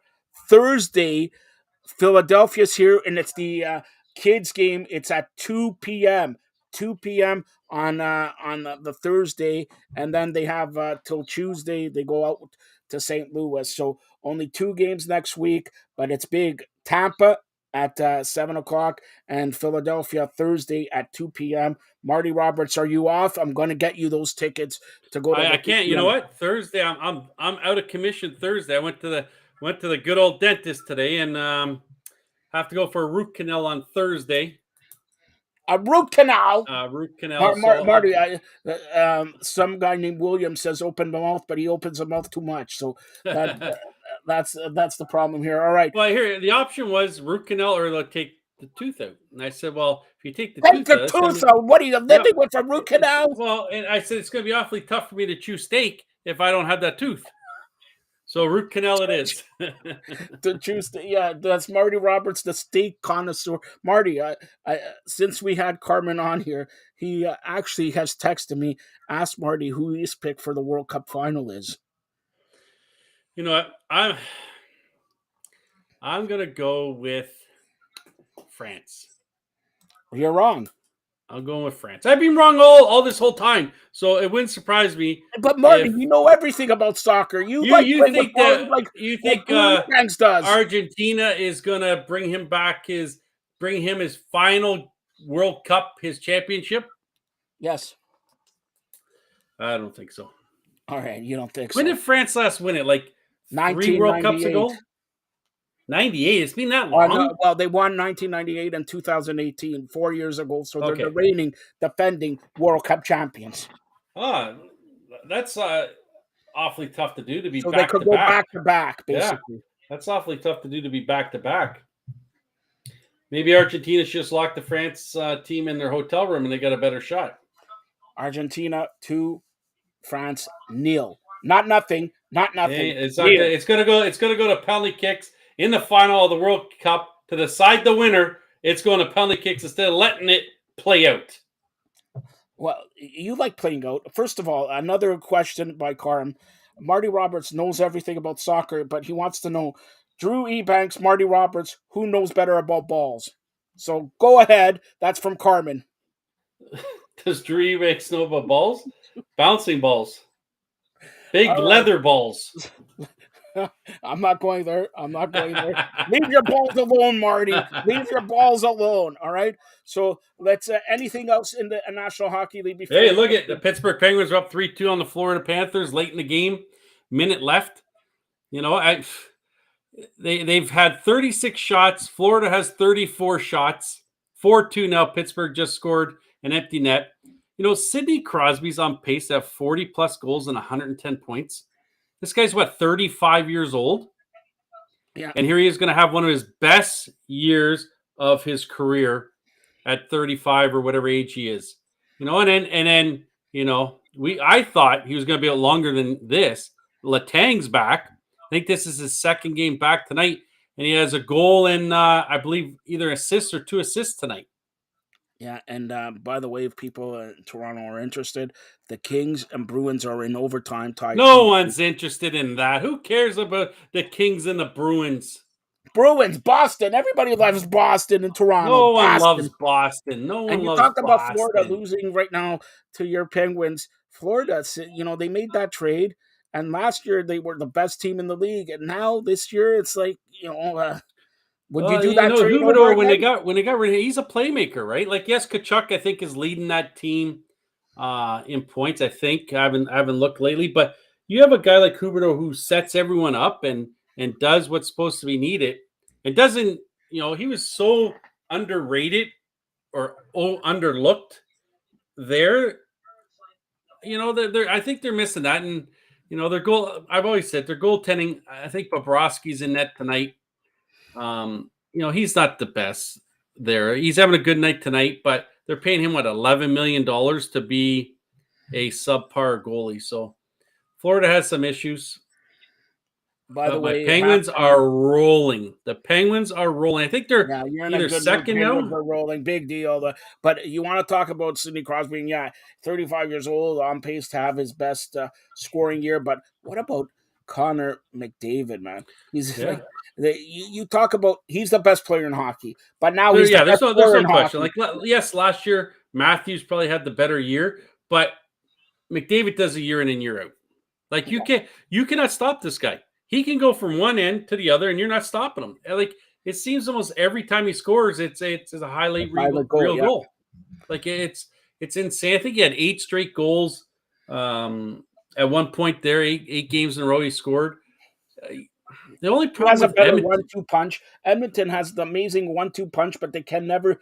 How do you like to be Jack Campbell? You got Leon Draisaitl and McDavid there, and they don't do anything. At least they make it out of first round. But come on, you're wasting that's away always the been good the years. problem, right? With Edmonton is their defensive side, and it starts with their goalie. Their goaltending isn't very good, and anyone who thought that Campbell was going to be the savior was really mistaken, because I was glad that they didn't re-sign him in Toronto, because you're not going to pay that guy $5.5-6 million when he had an all right year last year, but he went for a little downside for 2 months there, and he's just not a guy that is a bona fide number one goalie. And so far, I think Samsonov's leading the league in almost every category. Oh, hold on, Marty. Taylor Woods has just texted me, and Taylor wants to know. Ask Marty, what's your number on Kipling? What's Kipling's number? If you're Kipling from the Toronto 6 mascot, so we talked about this on the show. Do you know what Kipling number is? I'm not giving her my phone number. She does not want your phone number. She doesn't need your phone number. She could bench press you, body slam you, pole drive you, suplex you. Come on. If you watched did you watch the show? You're on this show. Yes, I watched it, and Taylor said I should be at the All-Star game as Kipling. I'm going to have lots of people there. I'm going to be smiling a lot there. Yes, by the way, we should talk about that. The All-Star game for the PHF Premier Hockey Federation at the Mattamy Center, formerly Maple Leaf Gardens, January 29th, 7 p.m. Marty Roberts will be there as Kipling. By the way, he doesn't know what Kipling's number is. It's number 6. He's the 6. Come on. I knew that. You didn't let me answer. All right. What's the Raptors number? I don't care. All right. I'm the Kipling mascot. I'm the Toronto 6 mascot. All right. So honestly, my eyelashes tell the story. Never mind about that. But another big story that we touched on with Justin and with Taylor was the PHF doubling their salary from $750,000 to $1.5 million. Yeah. All right, that's big news for the PHF. Yeah, that's huge news. And you've looked at it, like last year, it was half of that. So they've gone up, almost what we'll call it. 2 years, and don't forget, last year was a COVID year. Yeah. So that's good for them. That's good that they're getting it now. If they can just get the TSN and the Sportsnet on board on this side of the border to show the games regularly, instead of having to find a feed for ESPN. Forget PSN and Sportsnet and all that. You want to show it on the Firedup Network. Firedup Network. Name another network that covers the PHF that we talk. We got the mascot of the Toronto 6 on. We got it's all nice that TSN Sportsnet are adding females to their broadcast. But how about you put the sports on as well? How about you put the women's hockey on? How about you put the women's basketball on? How about you put the women's soccer on, instead of showing it elsewhere that we have to go and stream it somewhere else? Put it on here so we can watch, and I don't have to go looking all over the place to watch the game when it's on ESPN like 19 in the States. So you mean when somebody said it was on TSN, it wasn't on TSN? It was not on TSN, no. I searched high and low on TSN. It was not on TSN. But I'm not going to say who it was, Justin. I'm not going to say who it was.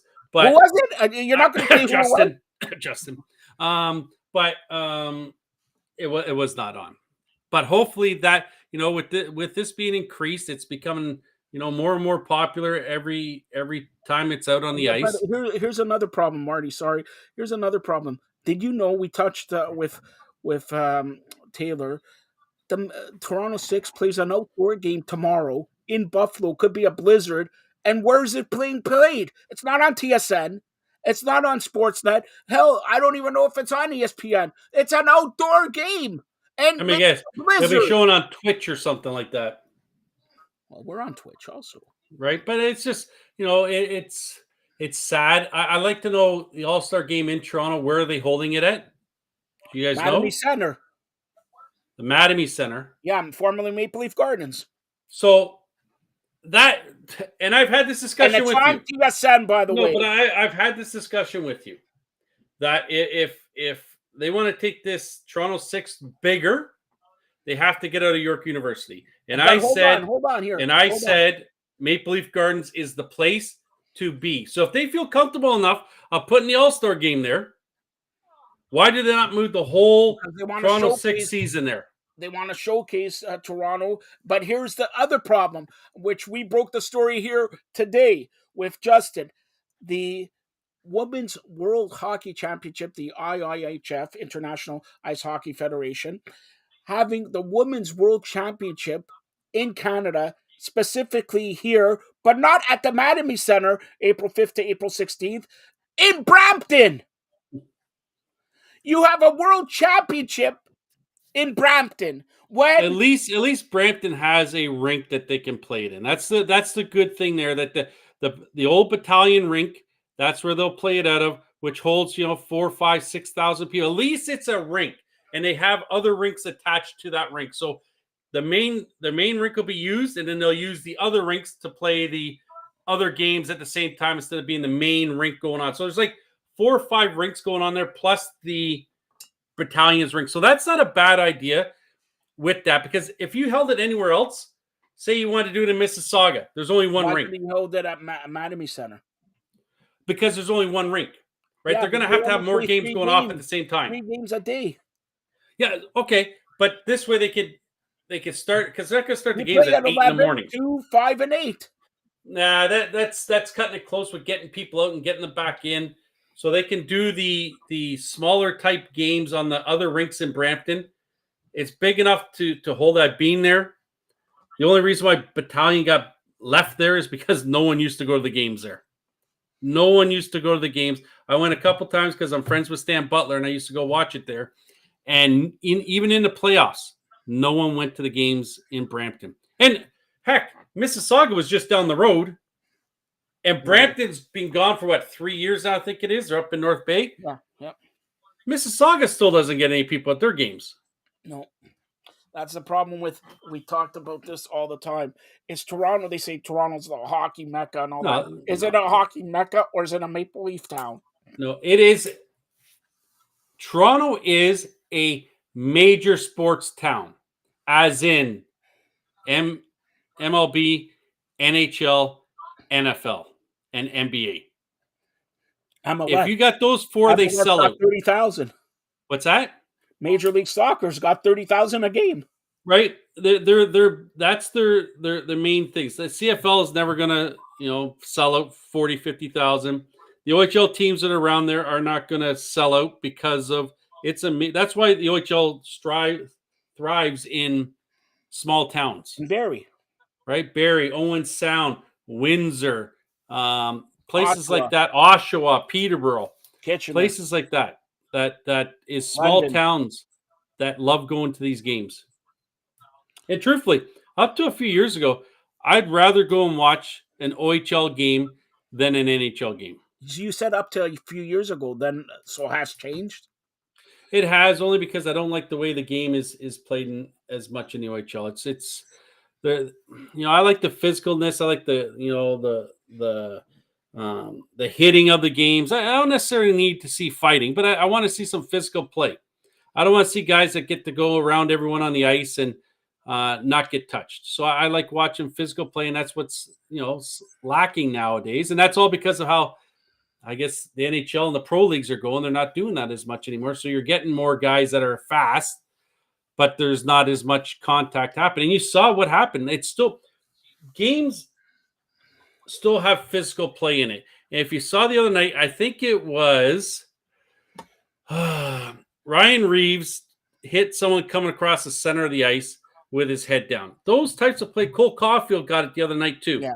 those plays are still, and that's what happens. These guys get comfortable skating across the center of the ice with their head down, and they get flattened, and everyone's arms are all up. Oh, that was a dirty hit. No, it was his shoulder right into his chest. Nothing dirty about it. But guys get comfortable now without playing with their head up, keeping their head down. You know, a guy like Reeves is going to bury you. That's right. So now let's go to around the majors with Major League Baseball. Like we mentioned, Marty, we were talking about this guy would look good in a Blue Jay uniform, but Yeah. forget about that. The Blue Jay for 162 million for 6 years. The Blue Jays, no chance signing it. The Yankees again signing. And a good lefty Yankees rotation there, and of course they signed Aaron Judge. What do you think of that? With the You know, Yankees? Rodon, it's funny because Rodon won it 8 years and like $200 million. Yeah. Now he's settled for the 6 years and 162 million, so $27 million a year. You know, he's a good pitcher when he's healthy. There's no question about it. Like if he stays healthy, he fits nicely behind Garrett Cole in that rotation. Extremely nice. Like you look at his last 2 years, he's had like a 2.37 and I think like a 2.88 ERA over the last 2 years. His whip is very low. He strikes out a lot of guys. If he can stay healthy, that is such a big add for the New York Yankees. But that's a big if he can stay healthy. That's a lot of money too. You know how the Yankee fans are. You start doing bad, and they just start booing you. So can Rodon handle that? I don't know if he can, but you look at that. Like we were talking the other day when the Jays signed Bassett, we're like, wow, the Jays could have one of the top rotations for their first three guys in the league. Now you look, well, the Yankees now have Cole, Rodon, Cortez, and their fourth guy, Severino. Yeah. Right? You got. I'm telling you, Yankees have a better rotation. Well, and you got Seattle has Ray, Castilla, Kirby, and I'm drawing a blank on the other kid's name. Then Texas, you go to DeGrom, Perez, Haney. So there's some good teams now that have some good starting pitching. The problem with the Jays right now is they have the starters. Barrios bounces back. That's a top four they got. They really haven't addressed the bullpen issue. Yes, they traded and got Swanson. That's nice. But they still need a minimum another arm there. And if it's all correct to what Kiermaier said today, yes, that he is the starting center fielder for the Jays, and it's his job to lose. We just lost 30 and 90 RBIs. We haven't picked it up. So, you know what I thought about the deal when it first came, and the reason why I thought that is because I thought he was going to be the starting center fielder. And then a couple of people talked me into, no, he's going to be the fourth outfielder. Well, guess what? I was right. Those people who talked you out of them, was it Stephen Williams? No, but he's a nice fourth outfielder, yes, for defensive purposes, get in there every now and then, but he's a 240 lifetime hitter. He hits more balls to second base than everyone, and he's coming off a hip surgery, which obviously passed the physical. But I just, if that's your starting center fielder, you now have an outfield of Springer, Kiermaier, and Gurriel. Okay, not bad defensively, but you still haven't filled Hernandez. You have to hope that. Who's your fourth? Your fourth. I'm gonna guess that they're gonna sign Tapia back, maybe, or maybe they do surprise us and they sign Conforto and they put him as a DH and then rotate through the outfield to give everyone a break. That wouldn't surprise me either. But they have to somehow find. If not, you have to hope that Merrifield and Gurriel have bigger years than what they had last year. Yeah, good luck with that. Right, and you have to hope that Kirk has the year that he had last year. Let's talk about somebody who signed much like your contract, 13 years, over $350 million, Yeah. and now nobody's worth money like that. Okay, No. but Korea, um, Carrera. Carrera, yeah, is he worth that? Out of all the shortstops that signed, that's the guy I would have got first. Yeah, but for No three one's hundred worth that fifty money. million. No one's worth that money. Like Judge isn't worth 360 either. But that's what the going rate is right now. That's what everyone's paying him. You knew that San Francisco was a little bit hurt from losing out on Judge, losing out on a couple other Yeah, but they guys got that Stripling. and they got and that's another thing. Stripling is an okay pitcher. All right. He had a good year. Would I want to sign him for a $25 million 2-year contract? No, I would not. And But like you there's said, so that's the going rate. right, but there's so many Jay fans that are upset that the Jays let Stripling go and sign Bassett. It's mind-boggling as to why you'd be upset by that. If you remember Stripling too, a couple times, and the guy's drawn a blank on who was playing third base, but I remember him yelling at the third baseman after he made a play, asking him why. Why would you throw that? Why would you throw that? And he did it again last year. This is not a guy that, to me, when the camera's on him, he might be that team guy. But when he gets caught every now and then, it's not a guy I want around. I really don't. He's not. It's nothing spectacular that he offers. Hold And on, to spend, Marty. Wait, I just have breaking news, and it's bad for the Fired Up Network family and Fem Network. Shauna Brown, my condolences go out to Shauna Brown. She just left us a message here. Her mother passed away today. Her mother passed away today. That's Shauna Brown. And Shauna's a big part of the Fired Up Network and family. Condolences go out to Shauna's friends, family, and during the holiday season, always really, really hard to take. Again, condolences to Shauna Brown. You'll see Shauna Brown on Fam and Fired Up, and I was going to reveal this at the end of the show, but we have something special coming from the ladies of Fam here, a sort of Christmas holiday special concert. Will be debuting it next week, but Shauna Brown, condolences to friends and family. Her mother passed away. Sorry, Mari. I thought that was a little bit of breaking news there, and I know she's part of the team, Marty. So anything you want to say there, also. oh yeah, no condolences to her and her family and her daughter. It's obviously it's terrible at this time of year too, right? To lose someone. There's never a good time, but this is a bad time to that. So my condolences to her. Yeah, sorry, and sorry. I know it sort of breaks up what we talked about and all that, but we'll continue on here for about 2 minutes, and then I'll see. I'll do my due diligence and try to reach out to her. But and Marty, any other thing that you want to talk about? We talked about free agency and we talked about trades, and the money is flowing in Major League Baseball like crazy. But go ahead, Marty. Yeah, you're right. It is like you look at the New York Mets and the owner there, Cohen. Their payroll somewhere around $360 million, and they're going to pay $80 million in luxury tax money. Like that is insane. There's teams that don't have an $80 million payroll. Pittsburgh. What is Tampa's payroll? Tampa's got to be like 30, 40, $50 million. I think Cleveland's down there, Baltimore. Like it's, and here he is. And I think this is the first time ever the Jays, as of right now, are in the first tier of the luxury tax. Yeah. So, which isn't, they're not going to be paying a heck of a lot because I think it's dollar for dollar or something like that.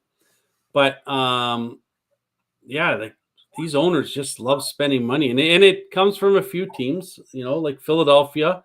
I read that the Dodgers this year are going to have a payroll of only $183 million. And we know that Syndergaard signed there, and he was offered more money, I think, from the Padres, I want to say.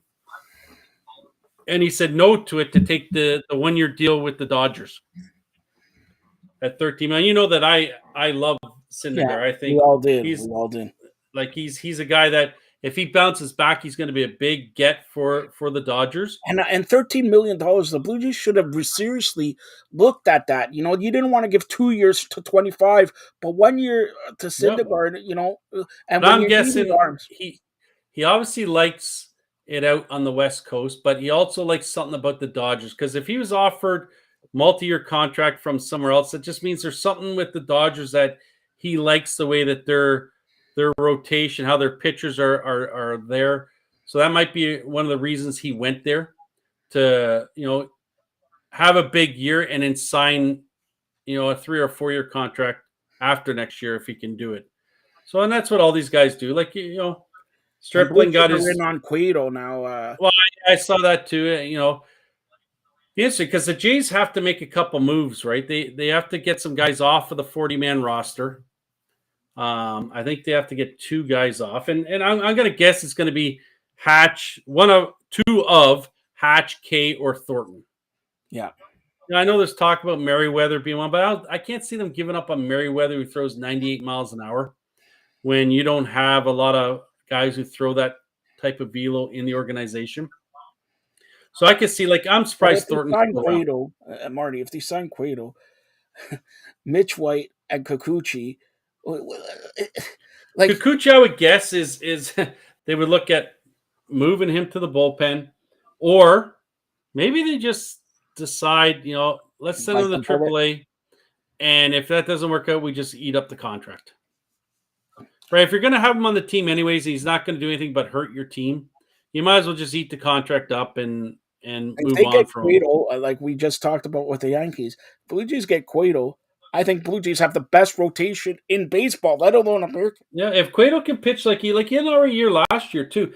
It was interesting. I was surfing around trying to find some Blue Jay stuff earlier today, and I came across a YouTube video. I don't know who this guy is, but he said that on his channel, the Jays are in talks with the White Sox. And the talk is, it's strictly the Jays want Liam Hendricks from the White Sox. And it would be what this person was saying. Most likely, Danny Jansen would be part of going the other way, because the White Sox need some catching. Now, if they got him, that'd be a nice piece to have. 8-9. That takes care of your bullpen right there. If you got Hendricks there, 8-9 is Romano and him. You got Garcia, you got Swanson, Bass, Pop. That becomes a very good bullpen. Now, interesting. Very good.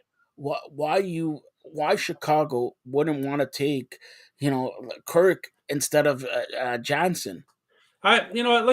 Jansen is a guy that Kirk he's coming along. Yes, he is, but he's not the best at calling games. He's not the best in his defensive side of games.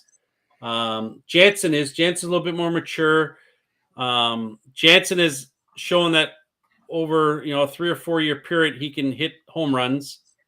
Kirk's had the one big year, so that could be it too.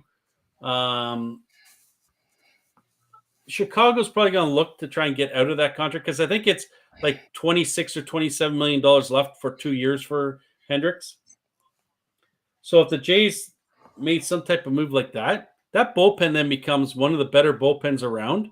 So here's the question, and I'm going to say this: do you put Hendricks as the 9, and do you put Romano you could, yeah, I think you leave Romano there for that time being, if that was the case. But how many times this year did Romano couldn't go on like a second or a third day, and they had to put Garcia back there, or Simber closed out a game? This way they have, we'll call it a Ward Hankey type situation. Yeah. Where if one guy can't go, the other guy can go. So that was interesting. I saw it on YouTube. I'm not saying it's happening, but it was interesting. I don't know who the guy was, but he brought that up to say. I still think if they do that, and I'm going to say it may be a stupid answer here. If they do that, are we worried about the outfield position then? Well, you might. You're still going to be down offensive numbers, but you still could be all right if your rotation, your pitching staff is giving up a lot less runs, right? And like I said, Merrifield is a guy that's, a pretty good hitter. And last year he had an off year. He now has he's signed for this year. And he has an option for, I think, like 15, 16, 17 million dollars for 2024. He's either going to want a new contract or them to pick up that contract. So you can bet that Merrifield isn't going to have an off year this year. And So if he Merrifield goes could play back the to, outfield too, right? So it's and like, yes, he could play outfield. But if they're saying Kiermaier is your guy in center field, I'm guessing Witt is going to be at second base, and that'll be his position. Now, if they don't trade one of your catchers, then you know that Kirk is the DH when he's not catching. well, it's still. Can you believe this? We're about 6 weeks away from spring training. Yep. 6 And weeks. there's still here's someone I'll say before we move off is I was thinking about this soon. You know how I said Chaffin and Rogers is who I'd like to Yeah. see the Jays go after. Another guy I would like to see, and he's had some I guess little tryouts where scouts have gone and watched him. He's up to like 97, 98 miles an hour, is Zach Britton. Yes. That would be a nice ad. Imagine if, like we talked about, if you got Hendricks and you got Romano and you got Zach Britton in the seventh, like you shorten the game 6 innings. That's exactly right. That's what you do. You don't have anything to worry about. But if you get a guy like Zach Britton in there and he's throwing like he did 3-4 years ago, he's just dominant versus left-handed hitters. Like they can't hit off him. If he's throwing like they report at 98 miles an hour, that's a guy I seriously look at. And you maybe give him a 2-year contract. Yes, he's 35 years old, I think it is. But that's a guy that I would look at then. I totally forgot about him until I heard someone mention it, that he had like a little tryout and scouts were out watching him. So there's still some guys out there that, Swanson still hasn't signed. Reports are Boston's looking at him now. Yeah. There's still, a month and a month and a half till they got a report. 6 weeks after.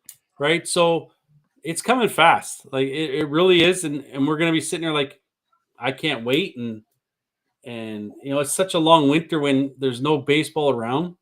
For me, at least, it is. Marty, can you believe we're almost at the end of 2022? God, I look good. Look at the haircut. God, I look good. All right. So you got to take the filters off, Joseph. All right. So, listen. All right. Don't start. All right. So as we close it out here, I want to thank everybody who appeared on the show here. Of course, Courtney Riddle, Renaissance Mama, Justin, of course, Taylor Woods, Andy McNamara, and of course, Carmen and John Nelson and Marty Roberts there. And I got a few announcements here. I like to take this opportunity and say happy birthday to my cousin tomorrow. So he's watching. So happy birthday. Another good personal close friend of mine, Avi. Avi's birthday is on Saturday. And Aubrey Green, his birthday is on Sunday. Enjoy the World Cup, everybody, on Sunday morning. Also, just a little bit of some news here. Again, our condolences, our deepest condolences to Shauna Brown there. Hopefully, I'll be trying to call her and everything like that. So, and also Anthony from Wave Global, his birthday's on Tuesday, so happy birthday. And another thing, this Sunday, for all the Jewish fans out there, is Hanukkah. Happy Hanukkah to everybody out there. Marty Roberts is going to close it out by singing Adam Sandler's Hanukkah song. Go ahead. Not this time. I sang happy birthday last time. I'm not singing this time. Come on, you got to do it. It's happy Hanukkah. Hanukkah. I drink gin and tonica.